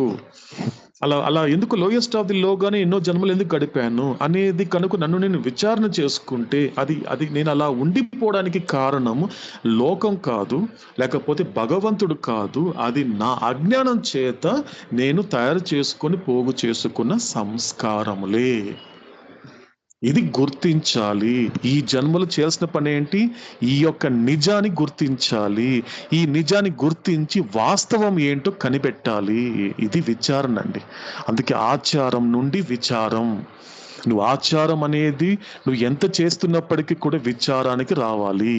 ఆచారం అనేది బాహ్య విషయాలు, ఆ విచారం అనేది అంతర్గత విషయాలు. నువ్వెవరో నీకు తెలుస్తుంది. కాబట్టి అంత అదృష్టం అంటే నిజంగా చెప్పాలి అంటే నేను ప్రతి క్షణం కూడా నేను అలాగే అనుభూతి చెందుతాను, ప్రతి క్షణం కూడా. ఎందుకంటే ప్రతి క్షణం కూడా ఎందుకంటే అస్సలు మాటలు చెప్పలేమండి. ఎంత ఫార్చునేట్స్ మనమందరూ కూడా, ఎంత ఫార్చునేట్స్ అంటే. కానీ అదృష్టం అని చెప్పుకోవడం వేరు, గుర్తించి ఆ అదృష్టాన్ని ఎంజాయ్ చేయడం వేరే అండి. అదృష్టాన్ని గుర్తించాలండి. ఎందుకంటే అవతారు స్వయంగా చెప్పాడు, నీకు ఎంత బోర్ కొట్టినా చెప్తాను యువర్ ఫార్చునేట్, నీకు ఎంత విసుగొచ్చినా నేను చెప్తాను యువర్ ఫార్చునేట్. అది గుర్తించినంత వరకు నేను ఏం చెప్పినా నీకు బోర్ కొడుతుంది, నేను చెప్పినప్పటికీ నీకు విసుగు వస్తుంది. అలా విసిగించేలాగా నేను బోర్ కొట్టేలా చేసేది నేను కాదు, నువ్వు అజ్ఞానం చేత సృష్టించుకొని ప్రోగు చేసుకున్న నీ చుట్టూ అలా కమ్మేసింది అదే అజ్ఞానము, అదే సంస్కారములు. కాబట్టి ఒక్క మాటలో చెప్పాలి అంటే మనము ఈ మొదలైనటువంటి ఇది కొనసాగింపానండి. స్టార్టింగ్ ఏం లేదండి, వి ఆల్రెడీ స్టార్టెడ్ జర్నీ. మనం ఎప్పుడు మన ఆత్మలన్నీ ఈ జన్మలో కొత్తగా కలిసామనిపిస్తుంది నాకు అలా అనిపించట్లేదండి. మనమందరూ ఈ క్షణము పరమాత్ముడి సన్నిధానంలో ఇప్పుడు కూర్చున్నటువంటి ఆలకిస్తున్న ప్రతి ఆత్మలు గత జన్మలో కూడా కలిసామండి. ఇలాగే అవతార పురుషుడు కూర్చున్నాడు, ఇలాగే అందరూ కూడా వింటున్నామండి. కానీ నాకు సంబంధించినంత వరకు ఆ ఆలకించడం అనేది ఆయా జన్మలలో ఎక్కడ పరిపూర్ణంగా చేయలేకపోయాను. అసంపూర్ణం చేసేసుకున్నాను. అక్కడ గనక ఏదో ఒక జన్మలో గనక అవతార్ మెహర్ బాబా నాకు చెప్తున్నాడు, సాక్షాత్ అవతార్ పురుషుడు చెబుతున్నాడు అని గుర్తించి సద్వినియోగం చేసుకొని ఆ ప్రయాణాన్ని గనక అక్కడే నేను పరిపూర్ణం చేసుకుంటే మళ్ళీ లోకంలోకి నేను రావాల్సిన అవసరం ఉండేది కాదండి. కానీ లోకంలోకి వచ్చానంటే కారణం ఏంటి? అసంపూర్ణం అయిపోయింది. ఆలకించడం అనేటువంటిది అసంపూర్ణమైంది. కాబట్టి మరొక అవకాశం ఈ జన్మలో అందరికీ, ఇక్కడ కూర్చున్నటువంటి ప్రతి జీవాత్మకి ఆ పరమాత్ముడు మరొక అవకాశం, వన్ మోర్ ఛాన్స్ నేను ఇస్తాను రా, ఓకే ఎంతవరకు యూటిలైజ్ చేసుకుంటా చూస్తా అనేసి అలా కూర్చొని మన వైపు చూస్తున్నాడు అవతారుడు. కాబట్టి అది ఇంపార్టెంట్ అండి. కాబట్టి ఒక సంస్కారస్ అనేది ఎలా తీసుకోవచ్చు అంటే, ఒక జీవుడికి ఉన్నటువంటి ఆధ్యాత్మికమైనటువంటి సమస్య ఏంటంటే సంస్కారాలు. అదే విధంగా ఆధ్యాత్మికమైనటువంటి సమస్యకి పరిష్కారం ఏంటంటే చైతన్యము, ఎరుక లేక తెలుసుకోవడం. ఎందుకంటే కాన్షియస్ అనే మాటకి తీసుకున్నప్పుడు, నేను వ్యక్తిగతంగా తీసుకున్నప్పుడు తెలుగులో 4 రకాలుగా నేను ట్రాన్స్లేట్ చేయించుకున్నానండి. అంటే ఆ సందర్భం బట్టి వాడాలి కాబట్టి. కాన్షియస్ తీసుకుంటే మనకి మొట్టమొదటిది చైతన్యము, రెండోది ఎరుక, మూడోది స్పృహ, నాలుగోది తెలుసుకోవడం. ముఖ్యంగా మనకి అర్థమయ్యే భాష తెలుసుకోవడం కాబట్టి తెలుసుకోవాలి. ఏం తెలుసుకోవాలి? లోకం కాదు. లోకం అనేది నీ ఎంత సంస్కారాలు లిమిటేషన్ ఉంది కాబట్టి ఆ పరిమితి వరకు నువ్వు చదువుకోవాలా, ఒక దాని గురించి నీ పరిమితి వరకు తెలుసుకో ప్రపంచాన్ని. దాన్ని పూర్తిగా దాన్ని నెగ్లెక్ట్ చేయమని చెప్పలే అవుతాడు. నీ లిమిటేషన్ మించి నువ్వు లోకాన్ని తెలుసుకోవడం వల్ల నీకేం పెద్ద ప్రయోజనం లేదు. ఇది ఎక్కువ అటాచ్ అయిపోతావు. అది కాదు. లోకాన్ని ఎంతవరకు వాడుకోవాలో, లోకం గురించి ఎంతవరకు తెలుసుకోవాలి, తెలిసిన తర్వాత ఫుల్ స్టాప్ పెట్టేసి ఇక నీ గురించి తెలుసుకో, నువ్వెవరేంటి తెలుసుకో. అది విచారము. ఆచారం ఎన్ని జన్మలు చేసినప్పటికీ కూడా నీకు పునర్జన్మ తప్పదు. నువ్వు విచారం చేసుకుంటే తప్ప నేనెవరు, వీళ్ళెవరు, తల్లిదండ్రులు ఎవరు, భార్య బిడ్డలు, ఈ ప్రపంచం ఏంటి, ఈ పుట్టుకులేంటి, చావులేంటి, వ్యాధులేంటి, రోగాలేంటి, ఈ ఇబ్బందులేంటి, ఈ అనారోగ్యాలు ఏంటి, ఆరోగ్యాలు ఏంటి, సౌకర్యాలు ఏంటి, అసౌకర్యాలు ఏంటి, ఇవన్నీ కూడా కాస్త విచారం చేయి. అది అవుతాడు ఎప్పుడు చెప్తాడు. నిన్ను క్వశ్చన్ చేసుకో. సో ఇవన్నీ రావాలి అంటే నా మాట నువ్వు ఆలకించాలి, శ్రద్ధతో ఆలకించాలి. చెప్పాడు మనకి ఎన్ని పాయింట్స్ చెప్పాడు, క్లియర్గా చెప్పాడు. నిన్న కూడా చెప్పడం జరిగింది. ఒక ఫుడ్ ఇవ్వాలి. ఎలాగైతే శరీరాన్ని ఆరోగ్యంగా పెట్టుకోవడానికి, ఎలాగైతే శరీరానికి ఒక రుచికి లోబడి ఎలాగ తింటున్నామో, ఎప్పుడైతే దీనికి ఇంతగా ఫీడ్ చేస్తున్నామో, ఎలాగైతే ఈ శరీరాన్ని పోషిస్తున్నామో, అలాగే నువ్వు నీ ఆలోచనని కూడా పోషించాలి. ఈ లైన్ ఇంపార్టెంట్ అంటే చాలా ఇంపార్టెంట్. నిన్న మనం చూసాము. ఏం చెప్పాడు అవుతాడు నిన్న కూడా, ఒక స్పిరిచువల్ సిగ్నిఫికెన్స్. అది ఏం చేస్తుంది, నా మాట ఏం చేస్తుంది, నా మాట ఆలకించడం ద్వారా ఏం చేస్తుంది అంటే, అది నీ యొక్క థాట్కి ఫీడ్ చేస్తుంది, నిన్ను పోషిస్తుంది, నీ ఆలోచనకి పోషిస్తుంది. ఇంతవరకు నువ్వు చేసిన పని ఏంటి?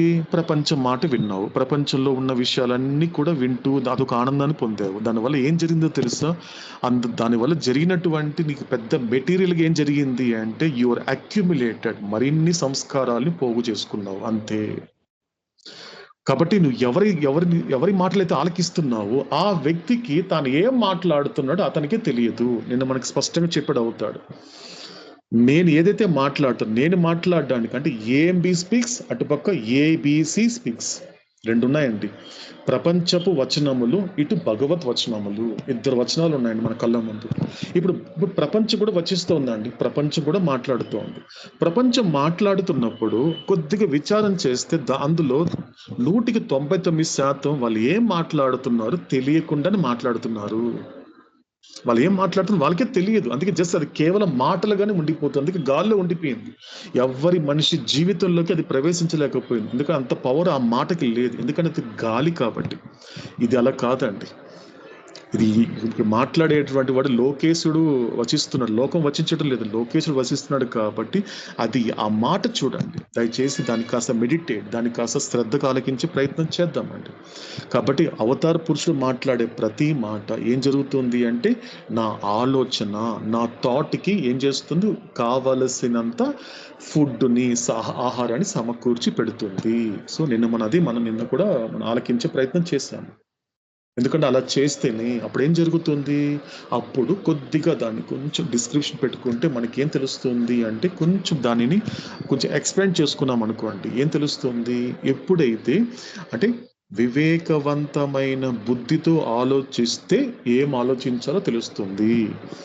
వివేకవంతమైన బుద్ధితో బుద్ధితో గనుక నువ్వు మాట్లాడగలిగితే నువ్వు ఏం మాట్లాడాలో తెలుస్తుంది. వివేకవంతమైన బుద్ధితో నువ్వు ఎటువంటి కర్మలు చేయాలో తెలిస్తే అటువంటి కర్మ నువ్వు చేయగలుగుతావు. వీడు కర్మయోగి అవుతాడు, చెప్పినటువంటి సన్యాసి. ఇలాంటి వాడే పొందుతాడు లిబరేషన్, ఇలాంటి వాడే మోక్షం పొందుతాడు.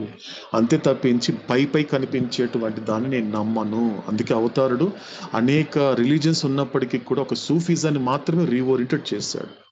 ఎందుకంటే ప్రపంచంలో ఎన్ని మతాలు ఉన్నప్పటికీ కూడా, అనేక మతాలు ఉన్నప్పటికీ ఎప్పుడూ చెప్పాడండి అవతాడు. ఎందుకంటే మనుషులు పేరు పెట్టుకొని, మనుషులు తమ పేర్లు చెప్పుకోను, మనుషులు తమ పడే ఇబ్బందులు కొట్టుకోవడం అనేది కూడా మనుషుల కోసం కొట్టుకోరంట, భగవంతుడి పేరు చెప్పి కొట్టుకుంటారని అవతాడు ఎప్పుడో చెప్పాడంటే. ఇది చాలా ఇంపార్టెంట్ అండి. ఒక్కొక్క మతం ఒక రిలీజన్ తీసుకుంటున్నప్పుడు, ఎందుకంటే అన్ని రిలీజన్స్ ఉన్నప్పటికీ కూడా దేన్ని ఆయన రీఓరియంటెడ్ చేయకుండా ఒక సూఫీజం రీఓరియంటెడ్ చేయడానికి కారణం ఏంటంటే, నాకు అర్థం అవుతున్నంత వరకు అంటే, నేను కొద్దిగా అర్థం చేసుకునే ప్రయత్నంలో భాగంగా నాకు అర్థమైన విషయం ఏంటి అంటే, ఎందుకంటే ప్రపంచంలో అనేక విషయాలు మాట్లాడుతుంది రకరకాల ఉన్నటువంటి మతాలు, కానీ ఒక్క సూఫిజంలో మాత్రమే ఈ సూఫిజంలో ఈ మూడింటి గురించి తప్ప నాలుగో దాని గురించి మాట్లాడదు. ఈ మూడింటి గురించే మాట్లాడుతుంది అంటాడు అవుతాడు. ఈ మూడు అంతే. అంటే అలాగని 2 కాదు 1 కాదు, అలాగనేసి 4 కాదు, అసలు ఏం చెప్పకుండా ఉండడం అనేది కాదు, జస్ట్ ఈ 3 గురించే మాట్లాడుతాను. గుర్తుపెట్టుకోండి, ఇది ఒక రిలీజియన్. అంటే నాకు సంబంధించినంత వరకు వాట్ ఈస్ అ రిలీజియన్ అంటే కూడా to see God, to united with God, this is a real religion. So ఇది తప్ప మిగతా జరుగుతోంది కాబట్టి అవతాడు ఎప్పుడో చెప్పడం జరిగిందండి. ఇప్పుడు జరిగేటువంటి ప్రజెంట్ సిచ్యువేషన్ లోకంలో మనం చూస్తే మనకు అదే కనిపిస్తుంది, అవతాడు చెప్పిన విషయాలు కనబడుతున్నాయి. కాబట్టి సూఫిజంలో చెప్పబడినటువంటి ఆ 3 విషయాలు ఏంటి అంటే, మొట్టమొదటిది వాళ్ళు మాట్లాడేది ఏంటంటే, ఈ 3 విషయాలు మొట్టమొదటిది ఏంటంటే ప్రేమ, లవ్. వాళ్ళు మాట్లాడే మొట్టమొదటి ప్రేమ. వాళ్ళు ఏం మాట్లాడినా ఆ ప్రేమ గురించే మాట్లాడతారు. ఎటువంటి ప్రేమ అండి? ఫస్ట్ దాని క్లారిఫికేషన్ రావాలి. హ్యూమన్ లవ్ కాదని డివైన్ లవ్. కంప్లీట్గా ఇది భగవంతుడికి, దేవుడికి, జీవుడికి మధ్య ఉండేటువంటి ఒక నిస్వార్థమైన ప్రేమ గురించి మాట్లాడుతుంది సూఫిజం. ఇకపోతే ఆ ప్రేమ గురించి తెలుసుకున్నటువంటి జీవుడు ఏం చేస్తాడంటే, ఇంతవరకు మంచివాడుగా ఉన్నాడు, చెడ్డవాడుగా ఉన్నాడు, గుణవంతుడుగా ఉన్నాడు, గుణాతీతుడుగా ఉన్నాడు, అన్ని రకరకాలుగా ఉన్నటువంటి వాడు ఒక పాత్ర అనేది గుర్తిస్తాడు. తనను ఒక పాత్ర, నేను ఈ ప్రపంచంలోకి వచ్చిన తర్వాత, ఈ మానవ జన్మ తీసుకున్న తర్వాత నేను ఒక పాత్ర పోషించాలి, అప్పుడు ఆ పాత్ర తీసుకుంటాడు. అది ఎప్పుడు తెలుస్తుంది? ఆ ప్రేమ గురించి తెలుసుకున్నప్పుడు తెలుస్తుంది. ఎప్పుడైతే ఆ ప్రేమ గురించి తెలుసుకొని డైజెస్ట్ చేసుకుంటాడో అప్పుడు ఆ సాధకుడు ఏమవుతాడు అంటే ప్రేమికుడు అవుతాడు, అంటే లవర్ అయిపోతాడు అండి. ఇది సెకండ్ పాయింట్ అండి. మొట్టమొదటిది ప్రేమ, రెండోది వచ్చేసి ప్రేమికుడు. ఇకపోతే చివరిది ఏంటి అంటే, ఎప్పుడైతే అటువంటి ఎటువంటి ఆదుకునే ప్రేమ, మిగతా ప్రేమలన్నీ కూడా అనుకునే ప్రేమ. అవతాడు ఎప్పుడు చెప్తూ ఉంటాడు, ఆ హ్యూమన్ లవ్ అనేది కూడా ఆ మైండ్ డొమైన్, ఆ మనసు యొక్క ఆధీనంలోనే ఉంటుంది. కాబట్టి అందుకే నాకు సంబంధించినందుకు అదొక ఆర్డినరీ లవ్ అనేసి అవుతాడు. కానీ నా ప్రేమ అలాంటిది కాదు, నాది డివైన్ లవ్, ఎటువంటి సెల్ఫ్లెస్ లవ్. కాబట్టి నాకు అర్థమైనంత వరకు బాబు నాకు ఇచ్చినటువంటి పదం ఏంటి అంటే, అలాంటి ప్రేమ ఎటువంటి ప్రేమ అంటే అది ఆదుకునే ప్రేమ. ఎక్కడి నుంచి ఆదుకుంటుంది? అజ్ఞానంలో పడిపోకుండా ఆదుకునే ప్రేమ, మళ్ళీ మాయలో మగ్గిపోకుండా ఆదుకునే ప్రేమ, మళ్ళీ ఈ యొక్క చావు పుట్టుకులు అనేటువంటి సంసారంలో పడకుండా ఆదుకునే ప్రేమ, మన కళ్ళ ముందు మనతో మాట్లాడేవాడి ప్రేమ. కాబట్టి ఎప్పుడైతే ఆ ప్రేమ గురించి తెలుసుకొని ప్రేమికుడైనటువంటి వాడు ఏం చేస్తాడంటే, అప్పుడు ఎవరితో కనెక్ట్ అవుతాడు అంటే, ఈ ప్రపంచానికి మూలము, పునాది, ఆధారం ఎవరు అని విచారం చేసుకుంటే అర్థమవుతుంది అతడు ఎవరో కాదు, పరమాత్ముడు. ఆ పరమాత్ముడికి ఈ ప్రేమ భాషలో పెట్టిన పేరే ప్రియతముడు. కాబట్టి సూఫిజం అనేది ఎందుకు అవుతాడు రీఓరియంటెడ్ చేయడానికి, నాకు అర్థమైనంత వరకు అండి, ఇది కేవలం నా అండర్స్టాండింగ్ మాత్రమే. ఇన్ని రిలీజియన్స్ ఉన్నా కూడా ఒక సూఫిజం రీఓరియంట్ చేయడానికి కారణం ఏంటంటే, ఆయనకి ఈ 3 ఆస్పెక్ట్స్ అవుతాడికి కనిపించింది. మొదటిది ప్రేమ, 2 ప్రేమికుడు, 3 ప్రియతముడు. ఈ 3 తప్ప ఆ రిలీజియన్, అది రిలీజియన్ చెప్పడానికి లేదండి, అదొక పాత్ అంతే. బాబాకి ఇష్టమైన ఒక పాత్ అది. ఆ పాత్రలు వాళ్ళు ఇంకొక 4వ విషయం మాట్లాడరు. ఏది తీసుకున్నప్పటికీ కూడా ఆ మూడిటి గురించే మాట్లాడతారు. ఒక ప్రేమ గురించి మాట్లాడతారు. ఒక జీవుడిగా పుట్టిన తర్వాత, ఒక మనిషిగా పుట్టిన తర్వాత ఆ ప్రేమకి ఎలా ప్రేమికుడిగా తయారవ్వాలో తెలుసుకుంటాడు. అండ్ అల్టిమేట్ గా తన జీవిత గమ్యమైనటువంటి భగవంతుడిగా తయారు కావడానికి తన ప్రియతముని పట్టుకుంటాడు. ఇది ఇంపార్టెంట్ అండి. అందుకు అవతారుడు ఇలా చెప్పడం జరిగింది. కాబట్టి అవతారుడు చెప్పే ప్రతి మాట కనుక మనకి నిన్నటి వరకు మనం ఆలకించిన విషయం ఏంటి అంటే, మన యొక్క ఆలోచనకి అవతారుడు మాట్లాడే ప్రతి మాట అనేది పోషిస్తుంది, ఆహారాన్ని సమకూర్చి పెడుతుంది, సరిపడంత ఆహారాన్ని సహకరించి మనకి అవతారుడు నిన్న క్లియర్ గా మనకి స్పష్టంగా చెప్పడం జరిగిందండి. మనం నిన్నటి వరకు కూడా 7 పాయింట్స్ మనకి అవతారుడు అందించడం జరిగింది. ఈరోజు మనం 8th పాయింట్ ఏంటో చూద్దామండి. అందరికీ స్క్రీన్ కనపడుతుందండి? Yes sir. రైట్, కనిపిస్తా ఉందమ్మా. Okay right. ఇక్కడ 8వ పాయింట్ ఏంటి అంటే, ఇప్పుడు మనకి ఇంకొక విషయం చెప్పబోతున్నాడు అవుతాడు. ఏం చెప్తున్నారంటే, you must take my word as it comes from God. చూడండి, నా మాటను నువ్వు సాక్షాత్ భగవంతుడి నుండే వస్తుంది అనే భావనతో స్వీకరించగలగాలి. ఇక్కడ చూడండి, ఎంత క్లారిటీ ఇచ్చాడు చూడండి అవుతాడు. ఎంతలాగా తనను అంటే కన్విన్స్ చేస్తున్నాడు చూడండి. కన్విన్స్ చేస్తున్నాడు. ఇప్పుడు నా పోటీ వాడికి, ఎందుకంటే ఆ క్వశ్చన్ చేసేవాడిని కన్విన్స్ చేయాలండి. ఎప్పుడు ప్రశ్నించేవాడిని కన్విన్స్ చేయడం కొంచెం కష్టం అవుతుంది. అది మానవుడికైనా కష్టమే, లేదా భగవంతుడు కూడా కష్టం అనిపిస్తుంది. చూడండి ఎంతగా చెప్తున్నాను. భగవంతుడే మాట్లాడుతున్నప్పుడు, నేను మాట్లాడుతున్నప్పుడు చెప్పేది భగవంతుడు కాదని అనిపిస్తుంది మీకు. కొంపదిసార్లు అనుకోకండి, మాట్లాడేది భగవంతుడే. భగవంతుడి నుండే ఈ మాట వస్తుంది. ఒక మాట చెబుతున్నాను, నేను ఒక మాట చెబుతున్నాను అన్నప్పుడు నేను మాట్లాడేది భగవంతుడిరా. భగవంతుడి నుంచి మాట వస్తున్నప్పుడు ఆ మాట ఎక్కడి నుంచి వస్తుంది? భగవంతుడి నుండే వస్తుంది కదా. కానీ అది ఎక్కడి నుంచి వస్తుంది అనే భావన పెట్టుకో. యు మస్ట్ అన్నాడు అవుతాడు. నువ్వు ఖచ్చితంగా అలా స్వీకరించగలగాలి. తీసుకో, నా మాటను తీసుకోండి. కానీ తీసుకోవటం లేదా? నువ్వు తీసుకోవటం లేదు. నా వరకు నేను చెప్పడం నేను చేస్తున్నాను, నేను చెబుతూనే ఉన్నాను. నేను చెబుతున్నప్పటికీ కూడా నేను చెబుతూనే ఉన్నాను, నువ్వు తీసుకోవటమే లేదు. నేను చెబుతూ ఉన్నా, నువ్వు తీసుకోవటం లేదు. కాబట్టి నేను ఇవ్వడానికి ప్రతిసారి ప్రయత్నించిన ప్రతిసారి నువ్వు అన్ని తీసుకుంటున్నావు తప్ప నేను చెప్పే మాట మాత్రం తీసుకోవటం లేదు. ఎందుకంటే నేను భగవంతుడు, ఇతను నిజంగా భగవంతుడా అనేటువంటి ఒక సందేహం ఇప్పటికీ నీలో ఏదో మూల దాగుంది. చూడండి, అదే అంటే ఆయన లోపలికి వెళ్ళి చూస్తున్నాడు అండి అవుతాడు. మన అందరి లోపలికి వెళ్ళి, లోపల అంధకారంలో ఉన్నటువంటి ఏదో ఆ చీకటి గదిలో ఏదో ఒక మూలలో నక్కి ఉన్నటువంటి ఏదో ఒక సందేహం. నిజంగా మెహర్ బాబా భగవంతుడా? నిజంగా ఆయన చెప్పినట్లు ఉంటే నిజంగా మనకు మోక్షం వస్తుందా? ఆయన చెప్పినట్లు ఉంటే నిజంగా మనం వచ్చిన పని పూర్తి చేసుకుంటామా అనేది కలుగుతోంది కదా. కాబట్టి అలాంటి సందేహం ఉన్నప్పుడు మాత్రం వీలైనంత వరకు ఈ క్షణం కాస్త దాన్ని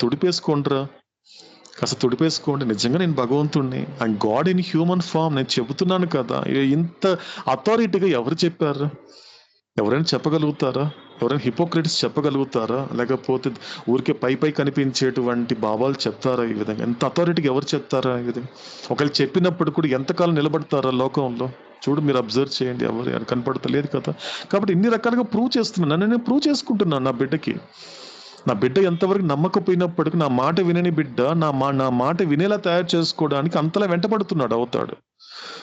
కాబట్టి ఇక్కడ మళ్ళీ రిపీట్ చేస్తున్నాడు అవుతాడు. నేను భగవంతుడేరా. కాబట్టి భగవంతుడైనటువంటి నేను మాట్లాడుతున్నప్పుడు ఆ మాట ఎక్కడి నుంచో రాదు, నా నుండే వస్తుంది. దాన్ని నువ్వు సాక్షాత్ భగవంతుడి నుండే వస్తుంది అనే భావంతో తీసుకోరా. నేను ఒక మాట చెప్పినప్పుడు అక్కడికి వెళ్ళొద్దు, ఇలా ఆలోచించదని చెప్పానంటే దాన్ని తీసుకోరా. ఇలా ఆలోచించొద్దు. నువ్వు బయటికి వెళ్ళావు, ప్రపంచంలోకి వెళ్ళావు, నీ చుట్టూ చాలా మంది, నీకు ఇష్టం లేని వాళ్ళు చాలా మంది ఉన్నారు. ఆ ఇష్టం లేనటువంటి వాళ్ళ వల్ల నువ్వు ఒక టైంలో నష్టపోయావు. నష్టపోయావు, కరెక్టే, తెలుస్తోంది. అప్పుడు నీ వెంటనే నీకు ఏం ఆలోచన బయట చెప్పవు, కానీ లోపల ఏం ఆలోచన వస్తుంది? వీళ్ళు ఇంత నన్ను మోసం చేశారు కదా, వీళ్ళకి ఏదైనా జరిగితే బాగుంటుంది అంటున్నావు కదా అనే ఆలోచన ఇంకా రాలేదు కదా. కానీ నేను లోపల నుండి చెప్తున్నాను, లోపల అలా ఆలోచించద్దు. నిజానికి నువ్వు నష్టపోవడానికి అనే వాళ్ళు కేవలం మధ్యవర్తులు మాత్రమే. నిజానికి వాళ్ళ కారణం కాదురా, ఇది గుర్తుపెట్టుకో. నేను చెప్తున్నాను కదా, విను విను విను అని చెప్పినప్పటికీ దానిని కూడా నిర్లక్ష్యం చేసి దాటుకొని ఆలోచించడం వల్ల ఒక తేలికైన సంస్కారం అని పడిపోయింది. ఆటోమేటిక్ కాస్త ముందుకెళ్ళేసరికి మాత్రం అబ్బా వీడేంటి మళ్ళీ మిస్ చేసుకున్నాడు, సర్లే ఇంకొంచెం ఇంకా వాడికి పూర్తి సంస్కారం ఫామ్ అవ్వలేదు కదా, సర్లే ఇంకొంచెం వాడి వెనకబడి నేను ఇంకొన్ని విషయాలు చెప్పే ప్రయత్నం చేస్తాను. ఎప్పుడైతే బయటకు వచ్చావు, బయటకు వచ్చిన తర్వాత ఏం చేస్తున్నావు, మాటలు వచ్చింది. ఎందుకు మనం చెప్పుకున్నాం కదా అండి, ఆలోచన, మాట, కర్మ, పని. ఇప్పుడు బయటకు వచ్చేసరికి ఏమంటున్నావు, అక్కడ నీకు ఇష్టం లేనటువంటి నేను ఇబ్బంది పెట్టిన వాళ్ళ గురించి ఇంకొకరికి బ్యాక్ బైటింగ్ చేస్తున్నావు, వాళ్ళ గురించి చెడుగా మాట్లాడుతున్నావు. ఆ మాట్లాడడానికన్నా ముందు మెహర్ బాబా స్పష్టంగా చెప్తున్నాడు, ఒక మాట చెప్తున్నాడు, రే నీ చెప్పే మాట అందుకోరా, తీసుకోరా నా మాట, అలా మాట్లాడకూడదురా, అలా మాట్లాడొద్దు. ఆల్రెడీ నువ్వు ఒక ఆలోచించేసావురా, ఒక తేలికైన సంస్కారం పడిపోయింది, అంతకు వదిలే. అది కాస్త ఒక తలనొప్పితో పోతుంది, లేకపోతే చిన్న స్లిప్ అయి పడతావు, అంతే అయిపోతుంది, అది నువ్వు సఫర్ అయిపోతావు, వదిలిపెట్టేయచ్చు. కానీ వద్దురా, అలా మాట్లాడద్దురా, నేను చెప్తున్నాను కదా, తీసుకో నా మాట, తీసుకో, నేను చెప్తున్నాను కదరా, తీసుకుని ఆ మాట చేసుకో అంటే దాటేశాడు, మాట్లాడేశాడు. ఇంకా అయిపోయిందండి. సో ఇక ఆల్మోస్ట్ 50% సంస్కారం అనేది అక్యుములేషన్ అయిపోయింది. ఇంకా 100% పూర్తి కాలేదు. అసలైన సినిమా ఇప్పుడు మొదలవుతుంది. ఒక జీవుడికి అజ్ఞానం అనేది ఎలా ఫామ్ అవుతుందో మనకి ప్రాక్టికల్ గా మన కళ్ళ కట్టినట్టు చూపిస్తున్నట్టు అవుతాడు. ఎప్పుడైతే ఆలోచన ఏదైతే ఆలోచించకూడదో ఆలోచించేసాడు, తర్వాత ఏదైతే మాట్లాడకూడదో చెబుతున్నప్పటికీ కూడా ఆయన మాట తీసుకోకుండా మాట్లాడేశాడు. ఇంకా వెళ్ళేసరికి ఏం చేస్తున్నాడు అంటే, ఇంత ఇబ్బంది పెట్టారు కదా, వాళ్ళు ఏదైనా చేయాలరా, వాళ్ళు ఇబ్బంది పడాలరా, నేను ఎలాగైతే బాధపడ్డానో వాళ్ళు పడాలరా అని చెప్పి నీ బుర్రవాడి, లేకపోతే చుట్టూ ఉన్న వాళ్ళ యొక్క సాంగత్యం చేత నువ్వు వాళ్ళ విషయానికి వాళ్ళకి నువ్వు ఏదో చేస్తావే, అయిపోయింది, యాక్షన్లో పెట్టేశావు. ఎందుకంటే చాలా ఇంపార్టెంట్ అండి, చాలా ఇంపార్టెంట్. ఎందుకంటే అవతారుడు, మీరు ప్రతి స్లైడ్లో మీరు చూడొచ్చు, ప్రతి స్లైడ్లో ఒక మాట చూడొచ్చు. ఇట్స్ వెరీ ఇంపార్టెంట్ లైన్ అండి. Actions promote sanskaras. ప్రమోట్ చేస్తుందండి, అది ప్రమోట్ చేస్తుంది. ఒక మనిషి అందరూ నువ్వు చాలా మంచివాడివి, నువ్వు మంచివాడివి అని ఒక వ్యక్తికి చెప్తే, ఆ వ్యక్తి అవునా నేను మంచివాడిని కదా, అవుననేసి తను ప్రచారం చేసేసుకుంటాడు. అందరు చెప్పేసరికి అవును నేను మంచివాడిని కదా అని తను ప్రచారం చేసేసుకుంటాడు. ఇది ప్రచారం చేసేది ఎవరో కాదా అండి, అందులో ఉన్న సంస్కారాలను ప్రచారం చేసేస్తున్నాడు. ఈ లైన్ గుర్తుపెట్టుకునే ప్రయత్నం చేద్దామండి. Actions promote sanskaras, but thoughts never promote sanskaras. నీకు వచ్చే ఆలోచన అనేది సంస్కారాలని ప్రచారం చేయదు, ఎక్కువ చేయదు. అలాగే నువ్వు మాట్లాడకూడని మాటలు ఉన్నాయి కదా, ఆ మాటలు మాట్లాడేవంటే మాత్రం అది కూడా సంస్కారాస్ అని అంత ఫామ్ చేయదు, అంత బలం చేయకూడదు. ఒక 50% పర్వాలేదు, కొంచెం బయటపడేయచ్చు, ఎక్కువ శ్రమ లేకుండా. అంటే ఇంట్లోనే ఒక టాబ్లెట్ వేసుకోవచ్చు, బయటికి హాస్పిటల్కి లేకుండా. ఇంతవరకు నువ్వు మాటల వరకు చేయొచ్చు, కానీ కర్మ చేసేసాడు కదా అవతాడు. ఇప్పుడు ఒక మాట లిటరేచర్లో మీరు జర్నీ చేస్తే అవతాడు రిపీట్ చేస్తే కొన్ని పదాలు ఏంటంటే, do not put into action. దీనిని యాక్షన్లో పెట్టకండి. ఇలాంటి పని చేయాలనిపిస్తుంది కదా, కానీ అలాంటి పనులు చేయకండి అని నేను చెబుతున్నాను. నేను చెప్పే మాట తీసుకోరా అని చెబుతున్నప్పటికీ కూడా తీసుకోవటం లేదు. ఇది అవతాడు చెప్పిన మాట అండి. ఈ మాటలు ఎప్పుడో చెప్పిందో కాదండి, సతారాలో 1956లో జరిగినప్పుడు 2 డిసెంబర్ ఉడతారాలో బాబా అంటే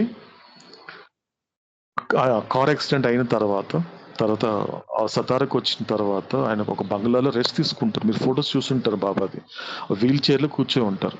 వీల్ చైర్లో కూర్చున్నప్పుడు అక్కడ ఆ టైంలో మణిజా ఉన్నప్పుడు, అప్పుడు మణిజాతో బాబా చెప్పారంట, అంటే మండలి హాల్ టాక్స్ లో ఎక్కడో నేను విన్నానండి ఆడియో ఇది అని చెప్తున్నప్పుడు, మణిజాని చూస్తూ బాబా అన్నారంట, ఏమన్నారు తెలుసా అండి, ఇప్పుడు నేను ఎంత సఫరింగ్ అనేది కూడా ఎందుకో తెలుసా మణిజా అని అడిగారంట బాబా.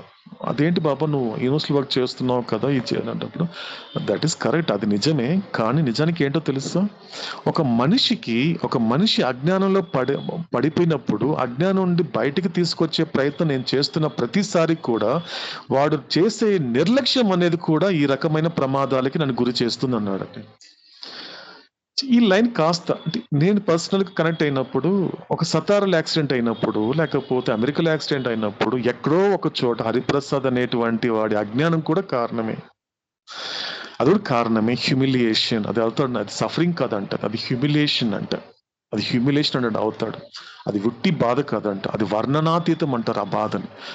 అలాంటి బాధ అంట. కాబట్టి బాబా వీల్ చైర్లో కూర్చున్నాడు కాబట్టి ఆయన పడిపోయాడండి మొన్న. కాదండి, I'm the reason, I'm one of the reason. నిజానికి బాబా అలా చెప్పినప్పుడు, మణిజాగా చెప్తున్నప్పుడు, మణిజా కళ్ళలో నీళ్ళు అంటండి, కళ్ళలో నీళ్ళు వస్తుందంట. బాబా ఇదంతా మా కోసమా నువ్వు పడింది? ఎస్, మీకోసమే పడ్డాను, మీకోసమే చేస్తున్నాను, మీకోసమే దారపోసాను కనుక. ఎందుకంటే ఒక చోట ఒకతను, పేరు తెలియదండి, అతను షేర్ చేస్తూ, బాబా గురించి షేర్ చేస్తూ, ఇలాంటి మెహరాబాద్లో ఒకతను షేర్ చేస్తున్నాడు. ఒక అమెరికన్ అండి, మెహరాబాద్లో. అతను చెప్పిన మాట ఏదో టైం అండి, ఇది 10-15 నెలల క్రితం జరిగినటువంటి ఒక సంఘటన. అతను ఒక చోట కూర్చొని గ్యాదర్ అయ్యి మాట్లాడుతున్నారు. నేను ఇది జాయిన్ అయ్యి మాట్లాడుతూ ఉంటే అతను ఒక 3-4 గంటలు మాట్లాడుతున్నాడు. మాట్లాడి లాస్ట్లో అతను చెప్పిన ఎసెన్స్ ఏంటి అంటే, అవతార పురుషుడైనటువంటి మెహర్ బాబా ఎంత గొప్పవాడు అంటే, తన బిడ్డని మార్చుకోవడానికి 3 రకాలైన ప్రాసెస్ ఫాలో అవుతాడంటండి. 3 రకాల ప్రాసెస్ అంట. తన మాట వినని బిడ్డని తన దారిలోకి తెచ్చుకోవడానికి తండ్రి పడేటువంటి ఒక బాధ, తండ్రి పడేటువంటి ఆయన ఫాలో 3 స్టెప్స్ ఉంటాయంటండి. మొదటిది మాట అంటండి. మాట చెప్తాడంట అవుతాడు. ఒక మాట ద్వారా, రే వద్దు, నా మాట తీసుకో, నేను చెప్పింది విను, అవంతా అలాంటి ఆలోచన చేయొద్దు, అలాంటి మాటలు మాట్లాడొద్దు, అలాంటి కర్మలు చేయొద్దు. కాబట్టి ఈ విధంగా నేను చెప్పిన మాట నువ్వు తీసుకోవడం వలన ఖచ్చితంగా అజ్ఞానం నుండి బయటపడే అవకాశం ఉంటుంది అని చెప్పే ప్రయత్నం చేస్తాడు. వాడు సాధారణంగా వినడు, మామూలుగా అంత తేలిక కాదు. ఎందుకంటే అంత జీవుడు వినే పని అయితే దేవుడైపోతాడు కదండి, ఆ మానవుడు మాధవుడైపోతాడు. వినడు. ఏం చేస్తాడు తర్వాత, వీడు చెప్పిన వింటలేదు, పోనీ నా జీవితం ద్వారా చూపిస్తాను, నేను లైఫ్ లీడ్ చేసి చూపిస్తాను, ఇలా బాధలు ఉంటాయరా, నువ్వు అలాంటి కర్మలు చేస్తే నేను పడుతున్నా కదా బాధలు, ఇలాంటి బాధలు ఉంటాయని తన జీవితం ద్వారా తన బిడ్డకి చూపించే ప్రయత్నం చేస్తాడు అవతార పురుషుడు. అంటాను కదా, నేను తీసుకుంటానండి, అంటానే పాటను తీసుకుంటానండి. కాబట్టి నా తండ్రి అయినటువంటి మెహర్ బాబా సో నన్ను మార్చుకోవడానికి ఆయన మొట్టమొదటిగా వాడే ప్రక్రియ ఏంటి అంటే, మాటల ద్వారా చెప్పే ప్రయత్నం చేస్తాడు మార్చుకోవడానికి. వెనకపోయేసరికి తన జీవితం ద్వారా ఇలా చేయరా, నాకు తెలుస్తుంది ఆ బాధ ఉందిరా, ఆ బాధ అంతా కూడా నువ్వు రేపు చేయబోయే కర్మల వల్ల వచ్చింది. నువ్వు ఇప్పుడు ప్రస్తుతం అనుభవించే బాధలు గతంలో నువ్వు చేసిన కర్మల వల్ల, చేయకూడని కర్మలు చేయడం వల్లనే ఇప్పుడు బాధలు పడుతున్నావురా. మళ్ళీ భవిష్యత్తులో బాధలు పడుతూ పోతూ ఉంటే ఎప్పుడురా బాధల నుండి బయట వస్తావు, ఎప్పుడురా నువ్వు అజ్ఞానం నుండి బయట వస్తావు అనే మాట చెప్పి ఇంకా చిట్ట చివరికి ఇంక వేరే మార్గం లేదండి. అప్పుడు అతను చెప్పిన మాట ఏంటి అంటే, అప్పుడు తన రక్తాన్ని చిందించి తన బిడ్డని మార్చుకుంటాడు. చిట్ట చివరి ఆయనకు అవకాశం, చిట్ట చివరిగా ఆయన వాడేది. కాబట్టి ఎక్కడైనా మనకు ఒక్లహోమాలో కానివ్వండి, May 24, 1952లో అక్కడ ఆయన రక్తం చిందించిన, లేకపోతే ఇక్కడ సతారాలు 1956 2 డిసెంబర్ ఆ రక్తం చిందించిన, ఎవరికి వాళ్ళు కనెక్ట్ చేసుకుంటే రక్తం చిందించి తన బిడ్డని మార్చుకోవాలి, రక్తం చిందించి తన బిడ్డని తన వైపు మలుచుకోవాలి, ఆ రక్తం చిందించి నా బిడ్డ ఒక ప్రయోజనకరంగా వాడు తయారవ్వాలి, వాడిది చాలా గొప్ప జన్మ. వాడిది మానవ జన్మ అంటేనే ఒక భగవంతుడిగా తయారు చేసే జన్మ. వాడేదో మొక్క కాదు, వాడేదో రాతి కాదు, వాడేదో లోహం కాదు, వాడేదో పురుగు కాదు, వాడేదో మత్స్యం కాదు, వాడేదో పక్షి కాదు, వాడేదో జంతువు కాదు. వాడెవరో తెలుసా? వాడు మానవుడు, మానవ జన్మ తీసుకున్నాడు నా బిడ్డ. ఇప్పుడు నేను రాయి దగ్గరికి వెళ్ళి చెప్పటం లేదు, రాయి దగ్గరికి వెళ్ళి నేను గాడ్ స్పీక్స్ చెప్పటం లేదు, నేను వెళ్ళి మెటల్ దగ్గరికి వెళ్ళి వాళ్ళు కూడా నా బిడ్డలే కదా, కానీ వాళ్ళ దగ్గరికి వెళ్ళి నేను గాడ్ స్పీక్స్ చెప్పటం లేదే. నేను నా మాట నా శ్రద్ధగా ఆలకించండి అని ఎవల్యూషన్ ప్రాసెస్లో ఎవరితో అంటలేదే. కానీ మానవ జన్మ ఎత్తినప్పుడు చెప్తున్నా, is the right time, this is the right form. ఇంతకు మించినట్టు గొప్ప ఫామ్ అనేది ఈ భూమి మీద ఈ 14 లోకాలు ఎక్కడ లేదు. ఇంత గొప్ప కాన్షియస్నెస్ అనేది ఇంత గొప్పది ఎక్కడ లేదు. ఎంత వెతికినా, ఎన్ని విశ్వాలు తిరిగినాడు కనిపించదు, అంత గొప్పది ఈ ఫామ్. కాబట్టి నీకు అన్ని ఆ ఇన్ఫ్రాస్ట్రక్చర్ అంతా కూడా నీలో ఉంది. అంటే మాధవుడు అవడానికి మానవుడికి భగవంతుడు అన్ని సమకూర్చి పెట్టాడు. కాబట్టి ఇక్కడ నువ్వు చేయాల్సిన పని ఏంటి? నువ్వు చేయాల్సిన పని అంటే ఏమీ లేదు. నేను చెప్పే మాటను శ్రద్ధగా ఆలకించడం వలన ఏం జరుగుతుంది? నీ కళ్ళు కూడా తెరుచుకుంటుంది. నీ కళ్ళు తెరుచుకోవడం వల్ల ఏం జరుగుతుంది? నీకు ఆల్రెడీ ఇచ్చినటువంటి భగవంతుడు ఇచ్చినటువంటి వాటిని నువ్వు గుర్తించి సద్వినియోగం చేసుకుంటావు. మనకు ప్రీవియస్ చెప్పుకున్నామండి. ఎందుకంటే సరిగ్గా అవతార పురుషుడు చెప్పేటువంటి మాట శ్రద్ధగా ఆలకించగలిగితే ఏం జరుగుతుంది, కళ్ళు తెరిచి గుర్తిస్తాడు. ఏం గుర్తిస్తాడు? తనకి ఇచ్చినటువంటి 2 బహుమతులు, 2 గిఫ్ట్లు ఇచ్చాడు, ప్రతి మానవుడికి ఇచ్చాడు భగవంతుడు. అది కనుక గుర్తిస్తే అప్పుడు అర్థమవుతుంది, ఒక క్లారిటీ వస్తుందండి. నేను అవతార్ మెహర్ బాబా అని అడగాల్సిందంటే ఏమీ లేదు, ఆల్రెడీ నాకు ఇచ్చేసాడు ఈ మానవ జన్మలో. అలా గుర్తిస్తే తెలిసే విషయాలు 2 అండి. మొట్టమొదటిది ఇంటెలెక్ట్, బుద్ధి. రెండోది ఫుల్ కాన్షియస్నెస్, పూర్తి చైతన్యము. కాబట్టి బుద్ధి అనే దాన్ని తీసుకొని ఈ ప్రపంచంలో ఎలా మెలగాలో ఈ బుద్ధిని వాడు. ఫుల్ కాన్షియస్ లో నువ్వు దాన్ని కనుక గ్యాదర్ చేసుకున్నావు అనుకో, నువ్వు ఇన్ఫినిట్ కాన్షియస్ అనేది ఎలా అచీవ్ చేయాలో ఈ ఫుల్ కాన్షియస్నెస్ అని నీ దారి చూపిస్తుంది. ఈ 2 తప్ప నీకు ఇంకేం కావాలరా? మానవుడిని మాధవుడు చేయడానికి ఇంత గొప్ప అవకాశం నీకు ఇచ్చానే, ఇంకా ఇది పక్కన పెట్టి నాకు అది కావాలి ఇది కావాలి అడుగుతావేంట్రా? నీకు ఇచ్చిన దాన్ని గుర్తించరా? ఇచ్చిన దాన్ని అసలు ఆ పెట్టెలో పెట్టి లాక్ చేసి పెట్టావు, అసలు ఓపెన్ చేసి దాన్ని వాడటం లేదే. కాబట్టి ఇది ఇంపార్టెంట్. అందుకు మనకి మెహరోపాసనం, అందుకు మనకి గాడ్ స్పీక్స్. అందుకే అటువంటి గాడ్ స్పీక్స్ ని మనకి అవతారుడు సో మనందరికి ఏం చేస్తున్నాడు అంటే ఎక్కువ శ్రమ పడకుండా, కష్టపడకుండా మనందరికీ కూడా గుప్పెట్లో అందించే ప్రయత్నం అనేది చేస్తున్నాడు.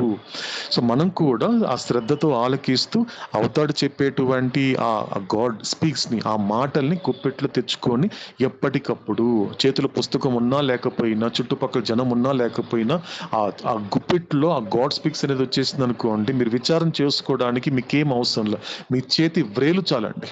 మీరు అలా మీ అరచేయిని మీ కళ్ళ ముందు పెట్టుకుంటే మీ అరచేతిలో కనిపించేటువంటి 5 వేలల్లోనే ఆయన కనిపిస్తుందండి. ఆయన చెప్పే మాటలు అప్పటికప్పుడు గుర్తు చేయించాలి. వెంటనే మీ యొక్క సంస్కారాలకి, మీ మనసుకి చెప్పుకోగలగాలి. ఎందుకు చూడు, గుప్పెట్లో నాకు అందించాడు గాడ్ స్పీక్స్ నా తండ్రి, నీకు చెప్తాను కూర్చో విను ఓ మనసా అని కూర్చోబెట్టి చెప్పగలగాలండి. మనుషులకు చెప్పడం కాదండి, ఎవరి మనసులకు చెప్పుకోవాలి, ఎవరి సంస్కారాలకు సమాధానం చెప్పుకోవాలి. అందుకోసం ఉద్దేశించబడింది మెహరోపాసనం.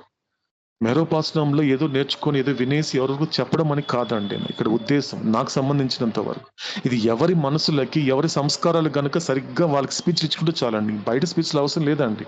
నాకు అర్థమవుతున్నంత వరకు నాకు అర్థమవుతుంది. ఇది నాకు కేవలం నా వ్యక్తిగతమైనటువంటి అభిప్రాయమేనండి.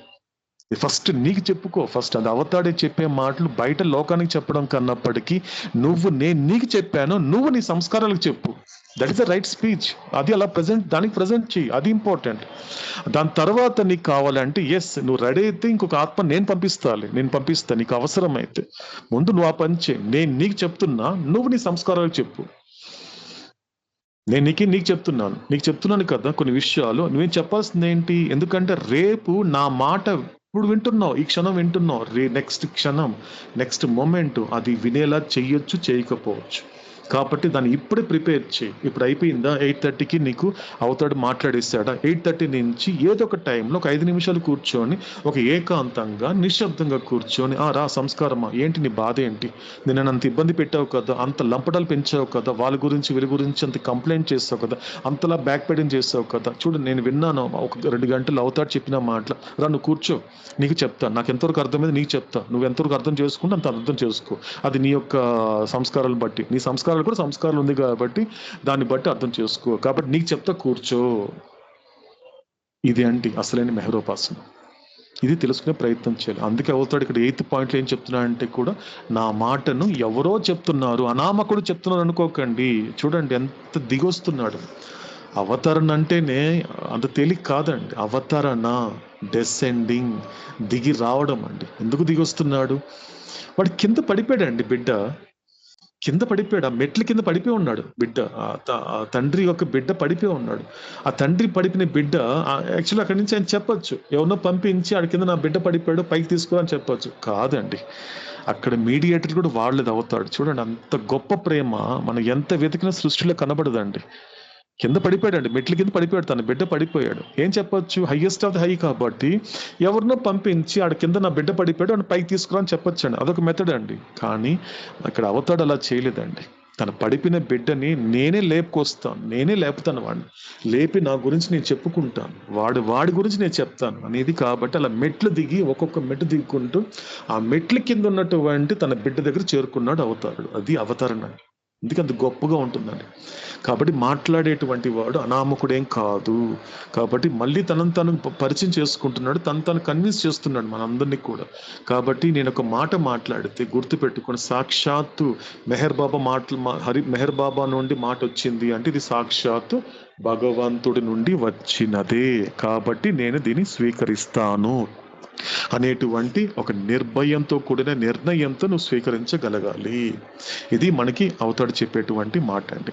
ఇకపోతే 9th పాయింట్కి వెళ్దామండి.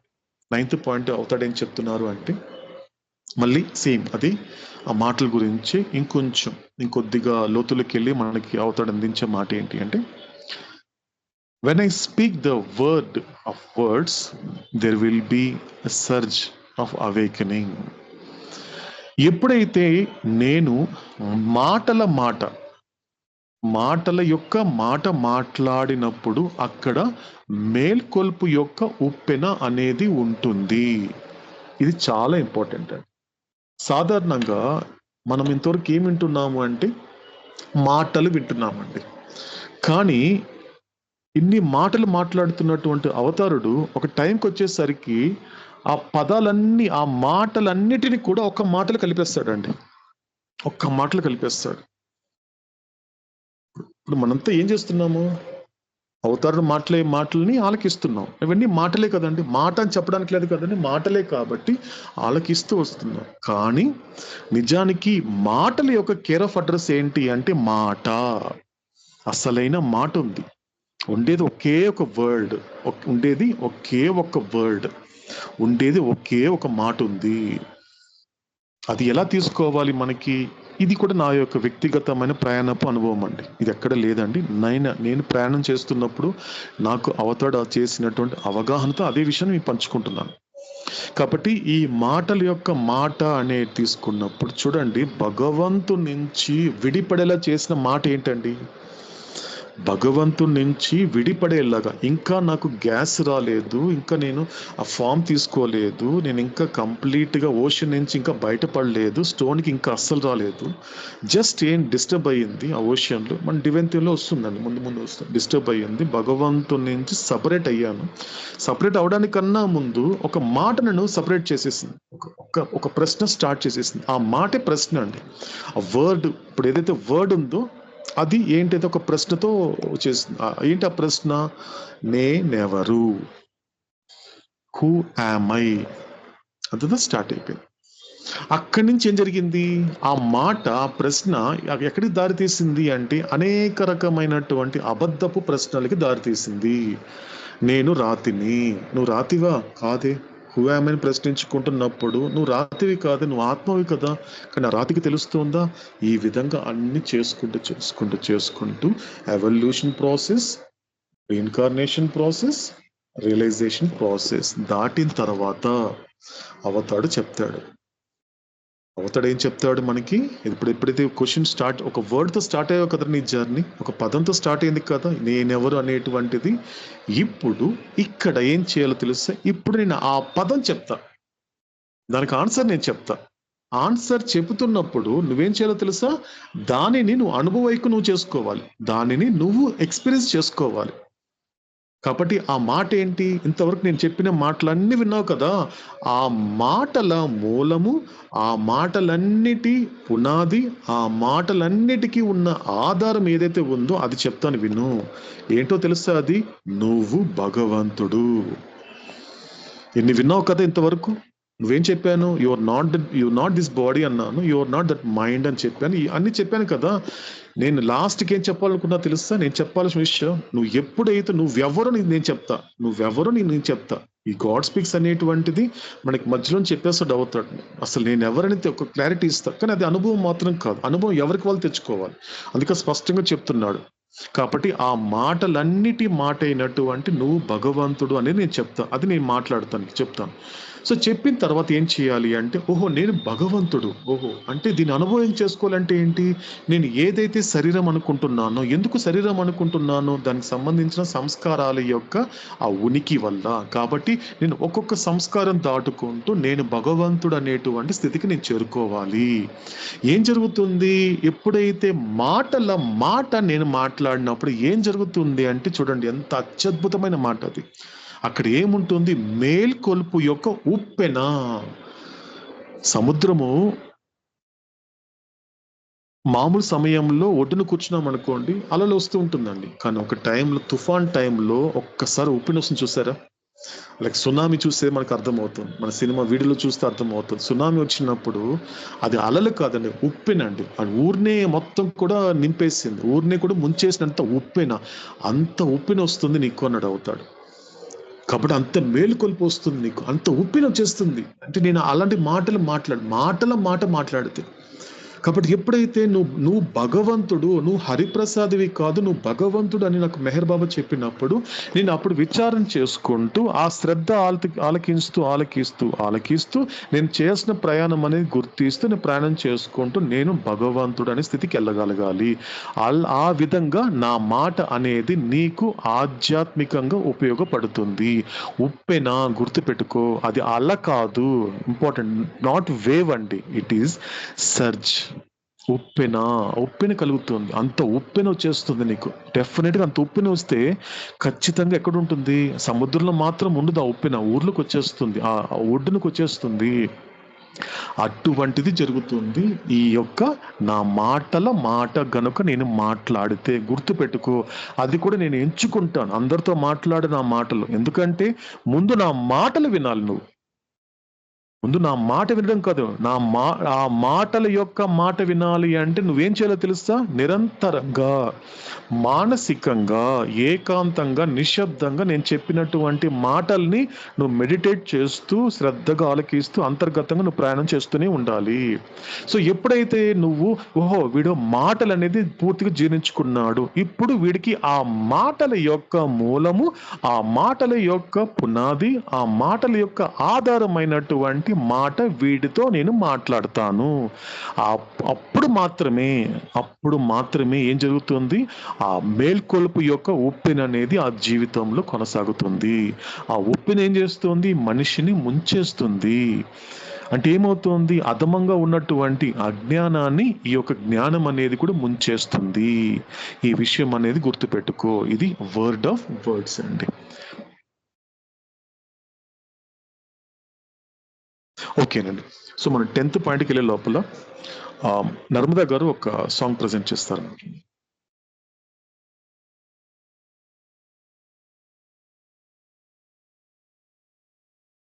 అవతార్ మెహర్ బాబా की जय।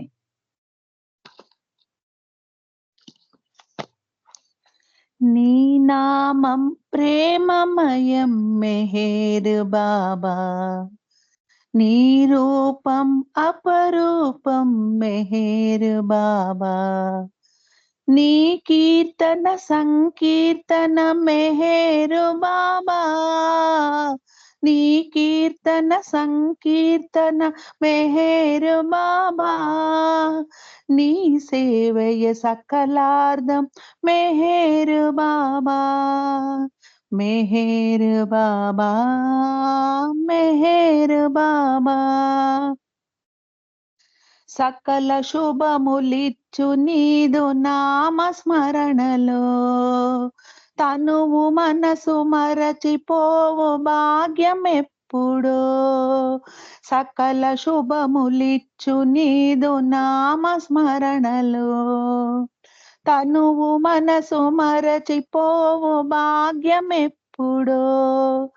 హృదయము నీ దేవళమై నిలుచునెప్పుడో, హృదయము నీ దేవళమై నిలుచునెప్పుడో।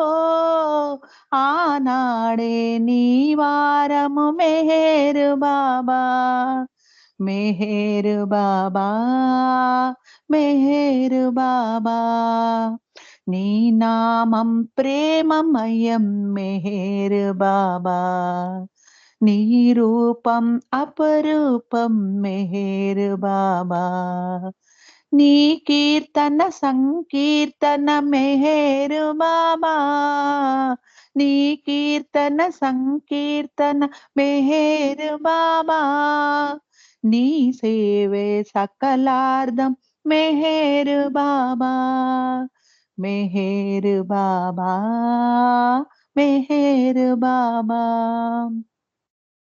హరిహరాది బ్రహ్మ తేజమలరు రూపము, నేడు నీవు దాల్చినట్టి మెహరు రూపము.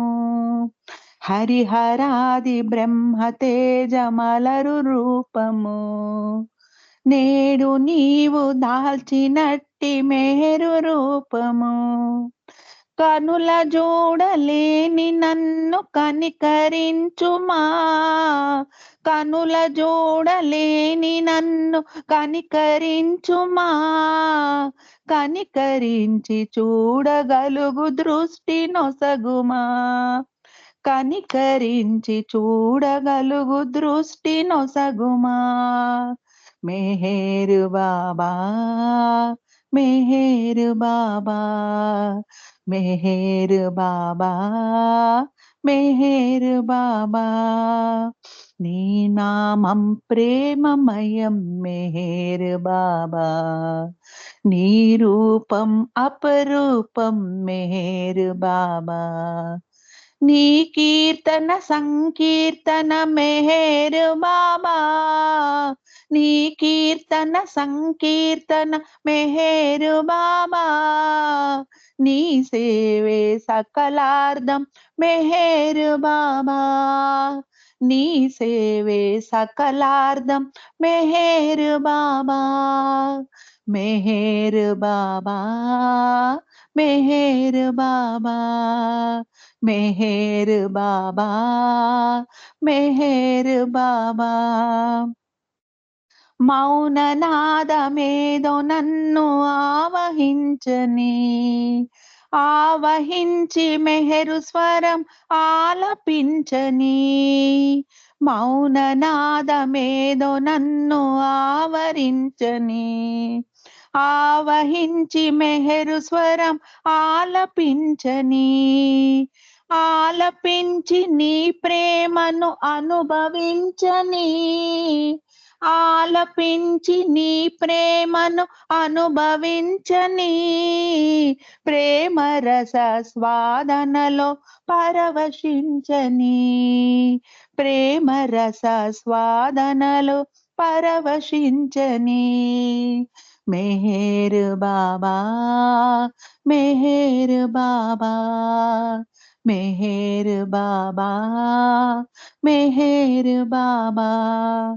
నీ నామం ప్రేమమయం మెహర్ బాబా, నీ రూపం అపరూపం మెహర్ బాబా, నీ కీర్తన సంకీర్తన మెహర్ బాబా, నీ కీర్తన సంకీర్తన మెహర్ బాబా, నీ సేవే సకలార్థం మెహర్ బాబా, నీ సేవయ సకలార్థం మెహర్ బాబా, మెహర్ బాబా, మెహర్ బాబా, మెహర్ బాబా, మెహర్ బాబా.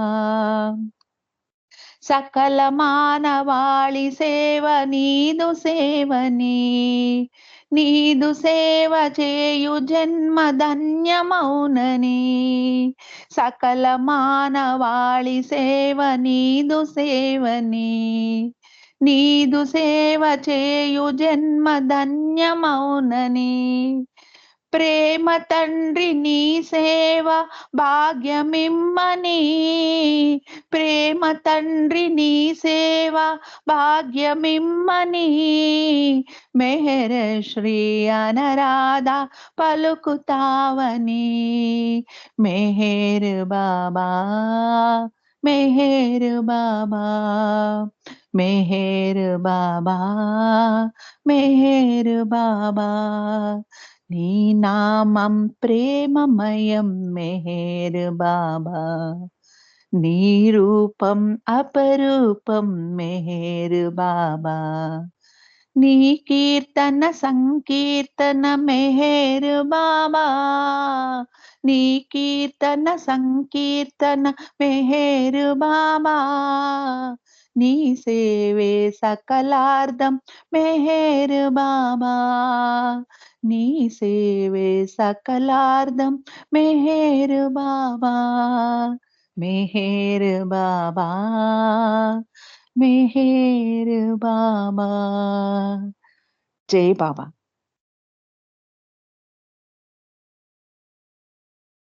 జై నర్మద గారు. ఓకేనండి. సో ఇక్కడ చెప్పేటువంటి ఇంకా స్పీక్స్లో గుప్పిట్లో గాడ్ స్పీక్స్ టైటిల్లో ఉన్నటువంటి గాడ్ గురించి మనకి అవతాడు అందించడం జరిగింది.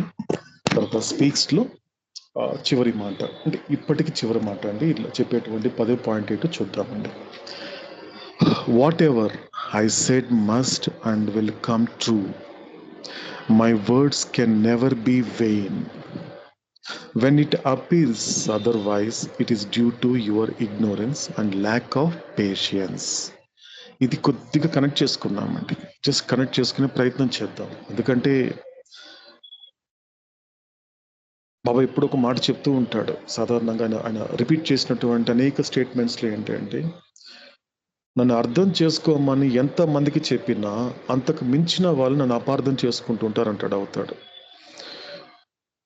నేను చాలామందికి, ఎందుకంటే నేను చేసే పనులు, నేను జరిపించేటువంటి కార్యక్రమం మీ అందరి జీవితంలో, ముఖ్యంగా మీ ప్రతి ఒక్కరి జీవితంలో వ్యక్తిగతంగా తీసుకుంటే మీ లైఫ్లో జరిగేటువంటి ప్రతి స్థితి, ప్రతి పరిస్థితిలో జరిగే ప్రతి దాంట్లో కూడా నేను ఏదైతే జరిపిస్తుంటానో అది అర్థం చేసుకోవడం, ఏదో కారణం చేత మెహర్ బాబా నా తండ్రి నా జీవితంలో ఇది జరిపించాడు అని అర్థం చేసుకోవడం కన్నా ఎందుకు జరిపించాడు, ఇది నేను అనుకున్నట్లు జరిపించుంటే బాగుండేది కదా అనేది అపార్థం అనేది సాధారణంగా మీలో చాలా మందికి ఉంటుంది. కాబట్టి ఎందుకు జరిగింది దానికి కూడా క్లారిటీ ఇస్తున్నాడు అవుతాడు. చాలా స్పష్టంగా ఇస్తున్నాడు క్లారిటీ. ముఖ్యంగా ఈ మాటల్లో చాలా స్పష్టంగా చెప్తున్నాడు. అంటే నేను ఏదైతే చెబుతానో అదంతా ఖచ్చితంగా నిజమే. ఇంతకుముందు చెప్పాడు మనకు అవుతాడు, my word is truth. True ఎందుకంటే అది నిజం. ఎందుకంటే నిజం మాట్లాడేవాడే భగవంతుడు. ఎప్పటికీ భగవంతుడి నోటి నుండి అబద్ధం అనేది రాదు. భగవంతుడి నోటి నుండి ఏది అసాధ్యం అనేది రాదు. కాబట్టి ఇదంతా కూడా నిజమే, ఖచ్చితంగా నిజమై తీరుతుంది. కాబట్టి ఎప్పుడైతే నిజమైందో, ఎప్పుడైతే వాస్తవమైందో అటువంటి నా మాటలు ఎన్నటికీ ఎప్పటికీ ఏ నాటికి కూడా వ్యర్థం అనేది జరగదు. కాబట్టి మెహర్ బాబా అనవసరంగా మాట్లాడాడు, మెహర్ బాబా వ్యర్థంగా మాట్లాడుతున్నాడు, వ్యర్థంగా సందేశాలు ఇస్తున్నాడు అనే మాట నువ్వు చెప్పడానికి లేదు. ఎందుకంటే వ్యర్థం అనేది నేను చెప్పే మాటల్లో లేదు. కానీ ఏం జరుగుతోంది, ఇప్పుడు ఏదైతే నేను ఒక అర్థవంతంగా ఇస్తున్నానో నువ్వు దాన్ని ఎలా తీసుకుంటున్నావు, ఇంకొక విధంగా తీసుకుంటున్నావు. అది ఇక్కడ స్పష్టంగా చెప్తున్నాడు అవుతాడు. ఎప్పుడైతే నా మాటలు నీకు మరో విధంగా కనబడితే, మరో విధంగా అంటే నన్ను మెహర్ బాబా ఇబ్బంది పెడుతున్నాడు, కావాలని ఇబ్బంది పెడుతున్నాడు, ఎందుకు నేను కోరుకున్నట్లు నా జీవితం ఉండటం లేదు, ఎందుకు నాకు ఇష్టమైన వాళ్ళు నా దగ్గర ఉంచుకొని దూరం చేస్తున్నాడు, ఎందుకు నాతో ఇష్టమైనటువంటి వాళ్ళతో నాకు ఎక్కువ కూడా అపార్థాలు గొడవలు చేస్తున్నాయి, ఎందుకు బాబాయ్ నన్ను చక్కగా చూసుకోవచ్చు కదా అంటే ఈ విధంగా నీకు కనిపించినప్పుడు దానికి కారణం ఏంటో రెండు మాటలు చెప్పాడు అవుతాడు. ఎక్కడైనా భగవంతుడిని, సాక్షాత్ భగవంతుడిని కూడా అపార్థం చేసుకున్నటువంటి మానవుడికి ఆ భగవంతుడు క్లారిఫికేషన్ ఇస్తున్నాడు. రెండు కారణాలు చెప్తున్నాడు. ఒకవేళ మానవుడు భగవంతుడిని కనుక అపార్థం చేసుకుంటే, ఎందుకంటే అర్థం కాకపోతే ఏం జరుగుతుందని రెండు విషయాలు చెప్పాడు. అంటే ఎప్పుడైతే నీకు నా మాటలు మరో విధంగా కనబడితే, అదంతా దేనివల్ల తెలుసా, నీ అజ్ఞానము. రెండు సంగతులు చెప్తున్నాడు, రెండు విషయాలు. ఒకటి నీ అజ్ఞానము మరియు నీకు ఓర్పు లేకుండా ఉండడమే దానికి కారణము. ఎప్పుడైనా ఆలోచించావా? ఎప్పుడైనా, ఎందుకంటే ఆ సంస్కారం, అజ్ఞానం అంటే సంస్కారం అండి. ఏం చెప్తుంది? ఒక ఇబ్బంది పడుతున్నప్పుడు ఏం చేస్తుంది అది? ఎందుకంటే ఒకటి ప్రపంచాన్ని ఒక కంప్లైంట్ చేస్తుంది, ప్రపంచాన్ని కంప్లైంట్ చేసుకుంటూ పోతుంది. ఎందుకంటే బాబా చెప్తున్నాడు, ఎందుకంటే నీ జీవితంలో ఏది జరిగినా నా దైవీహిక ప్రణాళిక ప్రకారమే జరుగుతుంది. నా దైవిక ప్రణాళిక నీకు ఉంది. నువ్వు ఎలా ఈ లోకానికి ఎలా రావాలి, ఎవరి మధ్యలో రావాలి, ఎంతకాలం ఉండాలి, ఈ ఉన్నంత సమయం కూడా నువ్వు ఎటువంటి కర్మలు చేయాలనేది కూడా ఇట్స్ ఆల్రెడీ డిసైడెడ్. అది ఆల్రెడీ నిర్ణయించబడింది. అదంతా కూడా నా దైవీహిక ప్రణాళిక ప్రకారమే జరుగుతుంది. ఎందుకంటే నీకు నా మీదే నిన్ను అపార్థం చేసుకుంటున్నప్పుడు ఖచ్చితంగా నా దైవిక ప్రణాళికని కూడా నువ్వు అవగాహన చేసుకోలేవు, నీవు అపార్థం చేసుకునే అవకాశం అనేది ఎక్కువగా ఉంది. కాబట్టి అదంతా దేనికి కారణంగా జరిగింది అంటే నా వల్ల కాదు. గుర్తుపెట్టుకో, నా మాట నువ్వు వినకపోవడం కావచ్చు, నీ మాట్లాడే వ్యర్థం అనేటువంటి నీకు అనిపిస్తే కూడా దానికి కారణం నేను కాదు, ముఖ్యంగా నీ యొక్క అజ్ఞానము. మొదటిది అజ్ఞానము, నీ సంస్కారాలు, నీకున్నటువంటి అజ్ఞానమే కారణంగానే ఇదంతా జరుగుతోంది. రెండోది ఏంటి అంటే చాలా చాలా ఇంపార్టెంట్, ల్యాక్ ఆఫ్ పేషియన్స్. ఇక్కడ పేషియన్స్ అంటే, ఎందుకంటే నేను తెలుగులో ట్రాన్స్లేట్ చేసుకుంటున్నప్పుడు సహనం అని వస్తుందండి, సహనం కాదండి. ఎందుకంటే 2 పదాలు ఉంటుంది. ఎందుకంటే అవతాడు కొన్ని మాటలు చెప్తున్నప్పుడు దానికి తగ్గట్టుగా కొన్ని జీవితాలు అందిస్తాడండి అవతాడు. పేషియన్స్ అంటే ఏంటంటే సహనం. మన తెలుగులో ట్రాన్స్లేట్ చేసుకుంటే సహనం అని వస్తుందండి. ఇప్పుడు ఈ మాట చెప్పినటువంటి ఇదే అవతారుడే ఒకరి జీవితం కూడా మనకు అందించాడండి. ఏం జీవితం అందించాడంటే హఫీజ్ అనే జీవితం అందించాడు.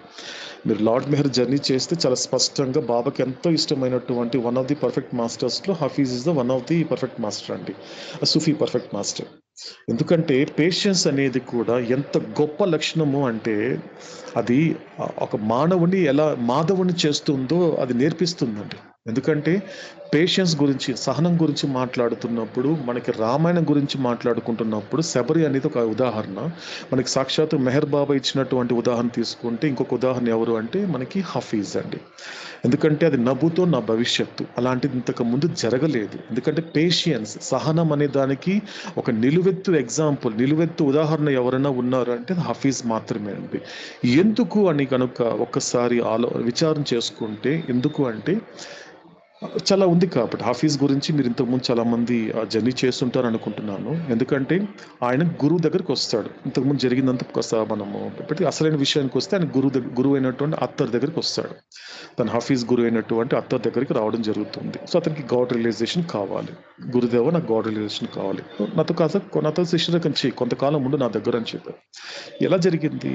సాధారణంగా అయితే మనం ఇంతవరకు ఇంత లాంగ్ పీరియడ్ ఎప్పుడు ఉండదండి. ఆయన దాదాపు ఒక 10 ఏళ్ళు అయిపోయినప్పుడు కూడా మళ్ళీ అడిగేవాడు, లేదు నీకు ఇంకా ఎలిజిబిలిటీ రాలేదు, వస్తుంది హఫీజ్, నేను చెప్పిన పని చేసుకుంటూ వెళ్ళు అన్నాడు. 20 ఏళ్ళు అయింది, చేయలేకపోయాడు, పూర్తిగా చేయలేకపోయాడు. చేసిన తర్వాత ఈ విధంగా కొనసాగుతూ పోతూ ఉంటే 25 ఏళ్ళు అయిపోయింది, 30 ఏళ్ళు అయిపోయింది, చివరికి 40 ఏళ్ళు అయిందండి. హఫీజ్ అనేటువంటి సద్గురువు తన గురువు అయినటువంటి అత్తర్ దగ్గర గాడ్ రియలైజేషన్ పొందడానికి ఆయన సహనంతో ఉన్నది 1-2 సంవత్సరాలు కాదండి, 40 ఏళ్ళండి, 40 years. అవుతాడు మళ్ళీ గుర్తు చేస్తాడు, మళ్ళీ రిపీట్ చేస్తున్నాను, it is a long 40 years. ఒక్కసారి ఊహించుకోగలుగుతారా? అంటే ఎంత ఒక గురువు దగ్గర ఉన్నప్పుడు, ఒక గురు సమక్షంలో జీవితం అనుభవిస్తున్నప్పుడు నువ్వు ఎలా ఉండాలో తెలుసా? ఇలా ఉండాలి అని లోకానికి చెప్పాడండి అవతాడు. ఇలా ఉండాలి. మీరందరూ కూడా నన్ను ఒక తండ్రిగాను, గురువుగాను, లేకపోతే భగవంతుడిగా తీసుకుంటున్నారు కదా. మీలో ఎవరికైనప్పటికీ కూడా హఫీజ్కి ఉండేటువంటి ఆ కాస్త అయినా మీకు పేషెన్స్ ఉందా? తీసుకుంటే కరెక్ట్గా తీసుకుంటే, నా వరకు నేను సహనం అనే పదం వాడనండి, ఓర్పుని వాడుతానండి. అది ఓర్పు, అంతే, ఓర్పుతో భరించాలి. ఎందుకంటే అంత భరించాడు ఆయన. హఫీజ్ భరించాడండి 40 ఏళ్ళు అంటే అది సింగిల్ నెంబర్ కాదు కదండి, అంత తేలికైన విషయం కాదు కదండి. అంతవరకు భరించాలి. పేషెన్స్ అంటే ఏంటి అంటే ముందు దాన్ని విశ్వసించాలి, ఆయన్ని ఆ శ్రద్ధ పెట్టాలి, ఆ శ్రద్ధ ఉంచుతుంది. కానీ నీ లైఫ్లో నువ్వేం చేస్తున్నావు? ఏదో ఒక 2-3 సంఘటనలు జరిగేసరికి మాత్రము ఆ ఓర్పు లేకపోయేసరికి నీకున్నటువంటి సంస్కారాలకి మంచి ఛాన్స్ దొరికింది. మెహర్ బాబాని తిట్టడానికి, మెహర్ బాబాని మీద కంప్లైంట్ చేయడానికి, మెహర్ బాబాని దూషించడానికి సంస్కారాలకి మంచి టైం దొరికింది. ఏం దొరికింది? నీలో ఓపిక లేకపోవడమే, నీలో ఓర్పు లేకపోవడమే. ఇదంతా ఆయన వల్ల జరిగింది. ఆయన పేరు చెప్పే కదా స్టార్ట్ చేసావు, ఆయన నామం చెప్పే కదా స్టార్ట్ చేసావు. ఆయన నామం చెప్తే మనకు అన్ని సవ్యాలు అన్ని కరెక్ట్గా జరగాలి కదా. మెహర్ బాబా సహవాస్ పెట్టావు కదా, మెహర్ బాబా సహవాస్ పెట్టినా కూడా ఇలాంటి ఫంక్షన్స్ చేసావు కదా, మెహర్ బాబా అని పేరు చెప్పావు కదా, అన్ని రకాలైనటువంటి నువ్వు అన్ని పనులు చేసావు కదా. కానీ దాంట్లో 90% అంతా ఫెయిల్ అయిపోయింది. ఇదంతా కారణం ఎవరు? ఈయనే కదా, మెహర్ బాబాయ్ కదా. అంటే ఏమైపోయింది? ఇమ్మీడియట్గా నిన్న ఫెయిల్ అయిపోయింది. నిన్న చాలా ఒక నష్టం వచ్చింది. 24 గంటలు కూడా పట్టలేదు, వెంటనే ఇమ్మీడియట్గా ఇదంతా అనవసరంగా మెహర్ బాబా చేసేసాడు, ఇదే చేసేసాడు. ఇదంతా కారణం ఏంటో తెలుసా అండి? ఆ ల్యాక్ ఆఫ్ పేషెన్స్, నీకు ఓర్పు లేకపోవడమే. కాస్త ఆగరా, చెప్తాంట్రా ఎందుకు వచ్చి నీకు నష్టం వచ్చిందో చెప్తాను. నీ లైఫ్లో ఎందుకు ఆ నష్టం వచ్చింది, ఏ కారణం వల్ల వచ్చింది, ఎటువంటి సంస్కారాలు అనేది నీకు ఆ టైంలో నేను ఇబ్బంది పెట్టేదాన్ని చెప్తాంట్రా. కాస్త నన్ను మాట్లాడినివురా. ఇమ్మీడియట్గా లేకపోవడం. అందుకే చాలా స్పష్టంగా చెప్పాడు అవుతాడు, చాలా స్పష్టంగా చెప్పాడు. ఎలా ఉంటుందంటే అండి, ఎందుకంటే ఈ మాట వింటున్నప్పుడు నాకు అవుతాడు, ఈ మాట నేను ఆలకిస్తున్నప్పుడు నాకు ఒక ఎగ్జాంపుల్ గుర్తొచ్చిందండి. ఒక సత్పురుషుడు ఒక జీవితం జరిగినటువంటి ఒక సంఘటన మీతో షేర్ చేసుకుంటాను. ఈ మాట చెప్తున్నప్పుడు ఒక వ్యక్తి ఒక సత్పురుషుడి దగ్గరికి వెళ్ళి ఏడుస్తున్నాడండి, విపరీతంగా ఏడుస్తున్నాడు. ఎలా ఏడుస్తున్నాడు అంటే, నా వల్ల కావలేదు, నేను మీరు చెప్పిన మాటలు వింటున్నాను, లేకపోతే మీరు చెప్పిన జీవితం గడపాలని ప్రయత్నిస్తున్నాను, కానీ నా సాంసారిక జీవితం ఉందే, నా సాంసారిక జీవితం ఎలా ఉందో తెలుసా, ఎక్కడ ఎంత వెతికినా కూడా సుఖం కనిపించడం లేదు, ఎక్కడ చూసిన బాధలు, దుఃఖాలు, అనవసరమైనటువంటి అసౌకర్యాలు అని విపరీతంగా ఏడుస్తున్నాడు ఆ సత్పురుషుడి ముందు. అప్పుడు ఆ సత్పురుషుడు పక్కనటువంటి కొంతమంది ఈ యొక్క జరిగినటువంటి సంఘటనని వాళ్ళ ఎగ్జాంపుల్ చెప్తారు. ఏం చెప్తారంటే, ఏమయ్యా నువ్వు ఈయన దగ్గరకు వచ్చి ఏడడం ఎలా ఉందో తెలుసా, గంగ దగ్గరికి వెళ్ళి, గంగ సాక్షాత్ గంగ దగ్గరికి వెళ్ళి ఆ గంగ సమక్షంలో కొంచెం దూరంలో ఆ గంగ నీటి కోసము ఆ కింద నేల తవ్వినట్టుందన్నాడు. 2 అడుగులు వేసుకుంటే నీకు గంగ వస్తుంది, తాగితే నీకు దాహం తీరిపోతుంది. కానీ నువ్వేం చేస్తున్నావు తెలుసా, ఆయన సమక్షంలో కింద ఒక నేలని, ఇక్కడ కూడా గంగ వస్తుంది కదా, ఇక్కడ తవ్వుతున్నావు. అలాంటి నీకు అంత మూర్ఖుడుగా ఉన్నావు కదా అని అంటాడు ఒక సత్పురుషుడు యొక్క శిష్యుడు. వెంటనే ఏమంటాడు అంటే, ఇమ్మీడియట్ గా ఇంకొక వ్యక్తి అందుకుంటాడు, కాదు ఇతను ఏడుస్తుంటే నాకేమనిపిస్తోంది అంటే, గంగలో పూర్తిగా గొంతు వరకు అంటే మెడ వరకు మునిగి నాకు దాహం వేస్తోంది అన్నట్టుంది అన్నాడు ఇంకొక అతను. ఆ సత్పురుషుడు పక్కన ఉన్నటువంటి ఇంకొక వ్యక్తి అన్నాడు. మొదటి వ్యక్తి ఏం చేస్తున్నాడు, గంగ ఉన్నటువంటి సమక్షంలోని గంగ దగ్గరే కొద్దిగా దూరంగా నిల్చొని తవ్వుతున్నాడు. ఇంకో 2 అడుగులు వేసి గంగని ఉంది, తాగొచ్చు, తీసి దాహం తీర్చుకోవచ్చు. దాహం తీర్చుకోవడానికి అక్కడ తవ్వినట్టున్నాడు ఒకడు. ఇంకోటి ఏం చెప్పాడు, అలా లేదు, అతను లోపల దిగేసి పీకల దాకా మునిగి కూడా నాకు దాహం వేస్తే నీళ్ళు కావాలి అన్నట్టు ఉంది అన్నాడు. అప్పుడు ఫస్ట్ టైము ఈ సత్పురుషుడు నోరు తెరిచాడండి, కాదు అది కాదు, నాకెలా అనిపిస్తోంది అంటే, సాక్షాత్ గంగే తనకు దాహంగా ఉందని ఏడుస్తున్నట్టు అనిపిస్తుంది అన్నాడు ఆయన. సాక్షాత్ గంగే, నువ్వు గంగ ఒడ్డునని చెప్పావు, ఇతను గంగలో మునిగావు నువ్వు అంటున్నావు, నాకేమనిపిస్తోందంటే సాక్షాత్ గంగే తనకు దాహంగా ఉంది అని ఏడుస్తున్నట్టు ఉంది అన్నాడు. యాక్చువల్లీ ఆ సత్పురుషుడు ఎవరో కాదండి, భగవాన్ శ్రీ రమణ మహర్షి. అంటే సాక్షాత్ కళ్ళ ముందు ఆనంద స్వరూపుడు, మామూలుడు కాదండి. ఇప్పుడు మనతో మాట్లాడేవాడు సామాన్యుడు ఏంటండి? కాదండి, ఆనంద స్వరూపుడు, బ్రహ్మానంద స్వరూపుడు. ఒక మనిషిని దేవుడు చేసేస్తాడు, భగవంతుని చేసేస్తాడు, ఇప్పటికిప్పుడు మోక్షానికి కూడా చిటికిన ఇవ్వగలిగేట సమర్థుడు ఉన్నాడండి. ఆయన ముందు కూర్చొని ఏడవలసిన విషయాలు ఇవా? ఎక్కడైనా కాసేపు ఏదో జరిగింది, నా లైఫ్లో జరిగింది కదా, కాస్త ఓపిక పడతాం, ఏదో కారణం వల్ల జరిగింది, ఏ కారణం వల్ల నా తండ్రి జరిపించాడు అని కనీసం అట్లీస్ట్ ఒక విశ్వాసం లేకపోయినా నమ్మకం కూడా లేదు నా మీద, నమ్మకం లేదురా నా మీద, కనీసం అది ఎందుకు అంత కాస్త ఓర్పు లేకుండా ఎలా ఉంటున్నావు? కాసేపు చెప్తాను ఎందుకు చేశాను, నీ జీవితంలో ఎందుకు జరిగింది, ఇవంతా జరిగింది నేను చెప్తాను, నాకు కాస్త టైం ఇవ్వరా, కాస్త నన్ను మాట్లాడినివ్వరా. మాట్లాడనివ్వట్లేదు, నువ్వు తీసుకోవటం లేదే. వెంటనే లోకం చెప్పే మాటలు తీసుకుంటున్నావు తప్ప నా మాట తీసుకోవట్లేదే. చెప్పినటువంటి 9th పాయింట్ అండి. నా మాట తీసుకో. సాక్షాత్ అవతార పురుషుడు మాట్లాడుతున్నాడు. సాక్షాత్ అవతార పురుషుడు మాట్లాడే మాట ఎక్కడి నుంచి వస్తుంది? ఆకాశం నుంచి రావట్లేదు, పాతాల నుండి రావట్లేదు, సాక్షాత్ అవతార పురుషుడు నుండి వస్తూ ఉంది. ఇది తీసుకోరా, నువ్వు తీసుకుని అంటున్నావే. లోకం చెప్పిన మాటలు తీసుకున్నంత తేలిక నా మాటలు నువ్వు తీసుకోలేకపోతున్నావు. ఎందుకు తీసుకోలేకపోతున్నావు? కారణం ఏంటో తెలుసా? నీకు ఓర్పు లేకపోవడమే.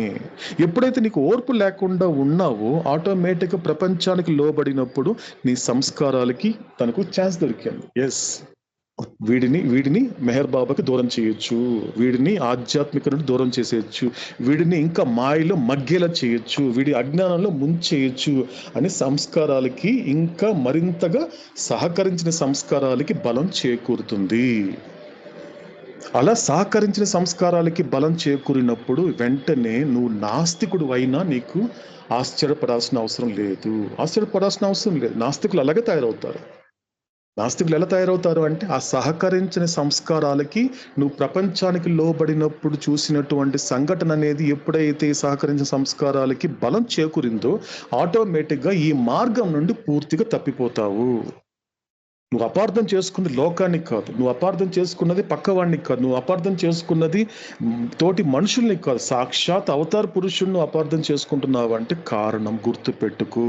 అందుకే స్పష్టంగా చెప్పాడు అవుతాడు ఈ 10th పాయింట్లో, it is due to your ignorance and lack of patience. ఇదంతా కూడా నీ అజ్ఞానము, నా వల్ల కాదు, నీ వల్ల. గుర్తు పెట్టుకో. ఇదంతా కూడా ఏది జరిగినా నీ లైఫ్లో ఏది జరిగినా, చీమ కొట్టడం నుండి చావడం వరకు నీ లైఫ్లో ఏది జరిగినా కూడా ఇదంతా నీ వల్లనే జరుగుతుంది, నీ అజ్ఞానం వల్లనే జరుగుతుంది. కాబట్టి నీకు ఓర్పు ఎప్పుడు వస్తుంది నీకు?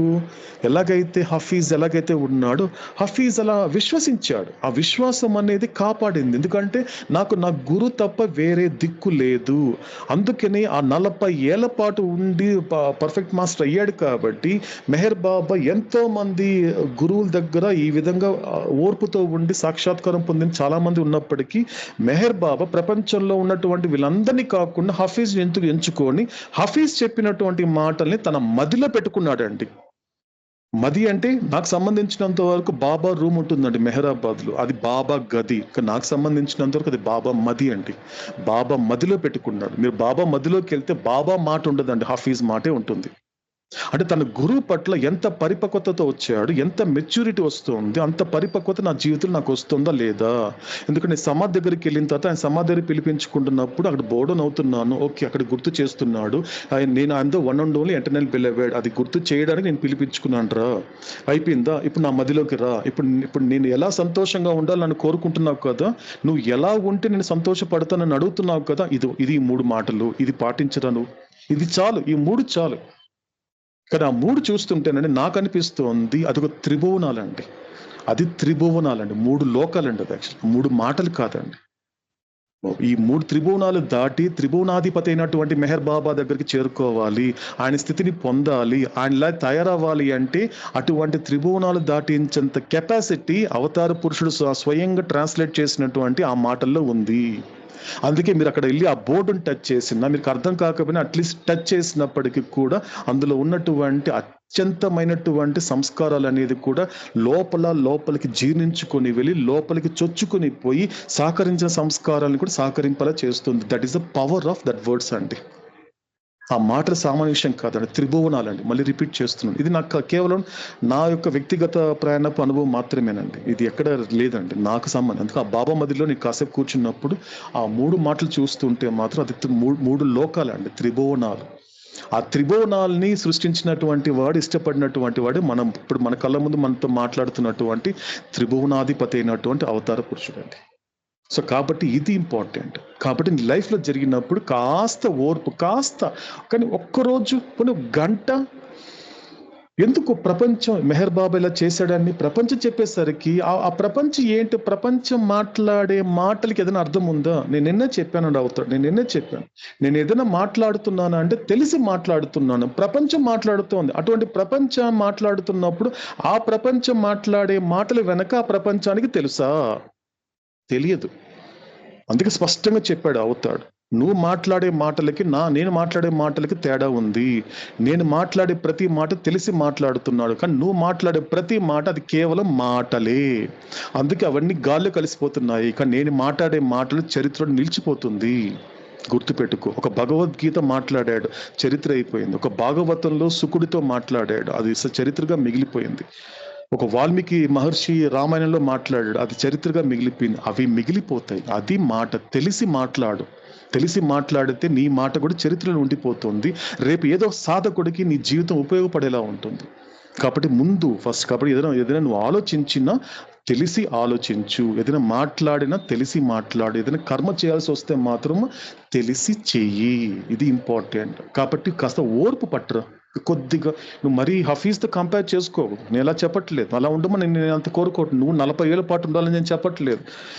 కాస్త నీ లిమిటేషన్ వరకు ఎంతవరకు ఓర్పుతో ఉంటావు. కానీ ఏదో కారణం ఉంది, ఏదో కారణం చేత జరిపించాను అనేది కనీసం విశ్వాసం లేకపోయినా ప్రస్తుతానికి చెప్తాను. ఏ విషయం చెప్తాను మీకు క్లియర్గా చెప్తాను. నీ జీవితంలో జరిగినటువంటి ప్రతి దానికి నేను నీకు ఎక్స్ప్లెనేషన్ ఇస్తాను. ఒకవేళ నువ్వు వినగలిగితే ఇస్తాను.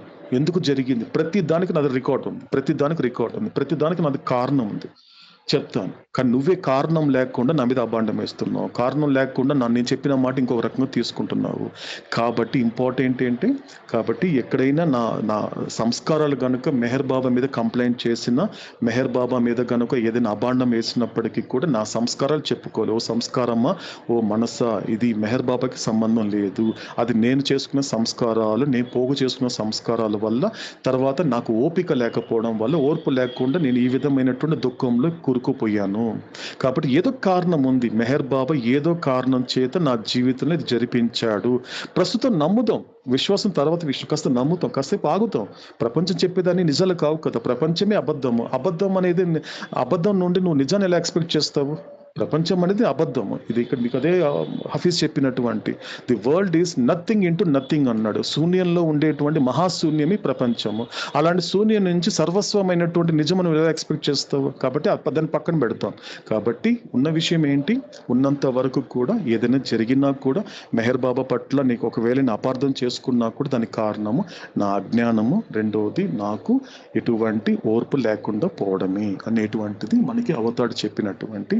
సో ఈ మాట విన్న తర్వాత అయినప్పటికీ కూడా ఆయన్ని అపార్థం చేసుకోకుండా అర్థం చేసుకునే ప్రయత్నం అనేది, అటువంటి బలాన్ని మనకి అవతార పురుషుడు మనకి ప్రాప్తింపచేయాలని కోరుకుంటూ, ఎటర్నల్ బిలవ్డ్ అవతార్ మెహర్ బాబా కీ జై. సో ఇదండి ఈ పూట ఈనాటి మెహరోపాసనము. సో మనకి ఇంకా ఉందండి, ఎందుకంటే ఇప్పటిదాకా మనకి గాడ్ స్పీక్స్లో టైటిల్లో స్పీక్స్ అయింది. ఇంకా మనకి క్రియేషన్ ఉంది, థీమ్ ఆఫ్ క్రియేషన్ ఉంది, ఆ పర్పస్ ఆఫ్ క్రియేషన్ ఉంది. అది మనకి అవతారుడు మనకి నెక్స్ట్ వీక్ అనేది కొనసాగించడం జరుగుతుంది. థర్స్డే నుంచి యాజ్ యూజువల్ 3 days ఉంటుంది. అది మాత్రం 3 days ఇది ఈ టాపిక్ మీదే ఉంటుందండి. సో కాబట్టి ఎవరైనా ఏదైనా చెప్పాలనుకుంటున్నారండి?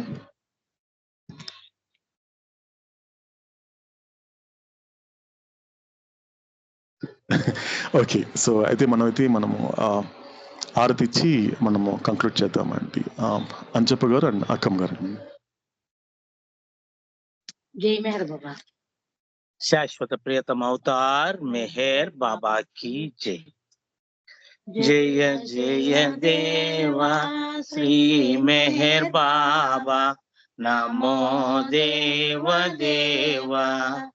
ಪ್ರಿಯತಮಾ ಹಾರತಿ ಅರ್ಪಿಸುವೆ ಬಾಬಾ, ಹಾರತಿ ಅರ್ಪಿಸುವೆ. ಮೆಹರು ಹಾರತಿ ಅರ್ಪಿಸುವೆ. ಜಯ ಜಯ ದೇವ ಶ್ರೀ ಮೆಹರ್ ಬಾಬಾ, ನಮೋ ದೇವ ದೇವ. ಪ್ರಿಯತಮಾ ಹಾರತಿ ಅರ್ಪಿಸುವೆ ಬಾಬಾ, ಹಾರತಿ ಅರ್ಪಿಸುವೆ. ಮೆಹರು ಹಾರತಿ ಅರ್ಪಿಸುವೆ. ಪ್ರೇಮ ಜ್ಯೋತಿಯು ನಿನಗರ್ಪಿಸುವೆ, ಭಕ್ತಿಯಿಂದ ನಿನ್ನ ಸ್ಮರಣೆ ಮಾಡುವೆ. ಪ್ರೇಮ ಜ್ಯೋತಿಯು ನಿನಗರ್ಪಿಸುವೆ, ಭಕ್ತಿಯಿಂದ ನಿನ್ನ ಸ್ಮರಣೆ ಮಾಡುವೆ. ರಾಮ ರಹೀಮನು ಈಶ್ವರ ನೀನೆ, ರಾಮ ರಹೀಮನು ಈಶ್ವರ ನೀನೆ. ಕರುಣಾ ಸಾಗರ ಕಾರುಣ್ಯ ಸಿಂಧುಗೆ ಹಾರತಿ ಅರ್ಪಿಸುವೆ. ಬಾಬಾ ಹಾರತಿ ಅರ್ಪಿಸುವೆ. ಮೆಹರು ಹಾರತಿ ಅರ್ಪಿಸುವೆ. ಈ ಜೀವನದ ಪ್ರತಿಯೊಂದು ಕ್ಷಣವು ಬಾಬಾ ನಿನಗೆ ಸಮರ್ಪಿಸುವೆ. ಈ ಜೀವನದ ಪ್ರತಿಯೊಂದು ಕ್ಷಣವು ಬಾಬಾ ನಿನಗೆ ಸಮರ್ಪಿಸುವೆ. ಹೇ ಅವತಾರಿ ಲೀಲಾಧಾರಿ, ಹೇ ಅವತಾರಿ ಲೀಲಾಧಾರಿ, ಪಾಲಿಸು ಪಾಲಿಸು ಪ್ರೇಮವತಾರನೆ ಹಾರತಿ ಅರ್ಪಿಸುವೆ. ಬಾಬಾ ಹಾರತಿ ಅರ್ಪಿಸುವೆ. ಮೆಹರು ಹಾರತಿ ಅರ್ಪಿಸುವೆ. ಕಾಮ ಕ್ರೋಧಗಳು ನಿನಗರ್ಪಿಸುವೆ. ಕಠಿಣ ದೃಷ್ಟಿಯನ್ನು ಹೋಗಲಾಡಿಸು. ಕಾಮ ಕ್ರೋಧಗಳು ನಿನಗರ್ಪಿಸುವೆ. ಕಠಿಣ ದೃಷ್ಟಿಯನ್ನು ಹೋಗಲಾಡಿಸು. ಹರಿಹರ ಬ್ರಹ್ಮ ಎಲ್ಲ ನೀನೆ, ಹರಿಹರ ಬ್ರಹ್ಮ ಎಲ್ಲ ನೀನೆ. ಆಪದ್ ಬಾಂಧವ ಅವತಾರ ಮೂರ್ತಿಗೆ ಹಾರತಿ ಅರ್ಪಿಸುವೆ. ಬಾಬಾ ಹಾರತಿ ಅರ್ಪಿಸುವೆ. ಮೆಹರು ಹಾರತಿ ಅರ್ಪಿಸುವೆ. ಜಯ ಜಯ ದೇವ ಶ್ರೀ ಮೆಹರ್ ಬಾಬಾ, ನಮೋ ದೇವ ದೇವ. ಪ್ರಿಯತಮ ಹಾರತಿ ಅರ್ಪಿಸುವೆ. ಬಾಬಾ ಹಾರತಿ ಅರ್ಪಿಸುವೆ. ಮೆಹರು ಹಾರತಿ ಅರ್ಪಿಸುವೆ. ಶಾಶ್ವತ ಪ್ರಿಯತಮ ಅವತಾರ್ ಮೆಹರ್ ಬಾಬಾ ಕಿ ಜೈ.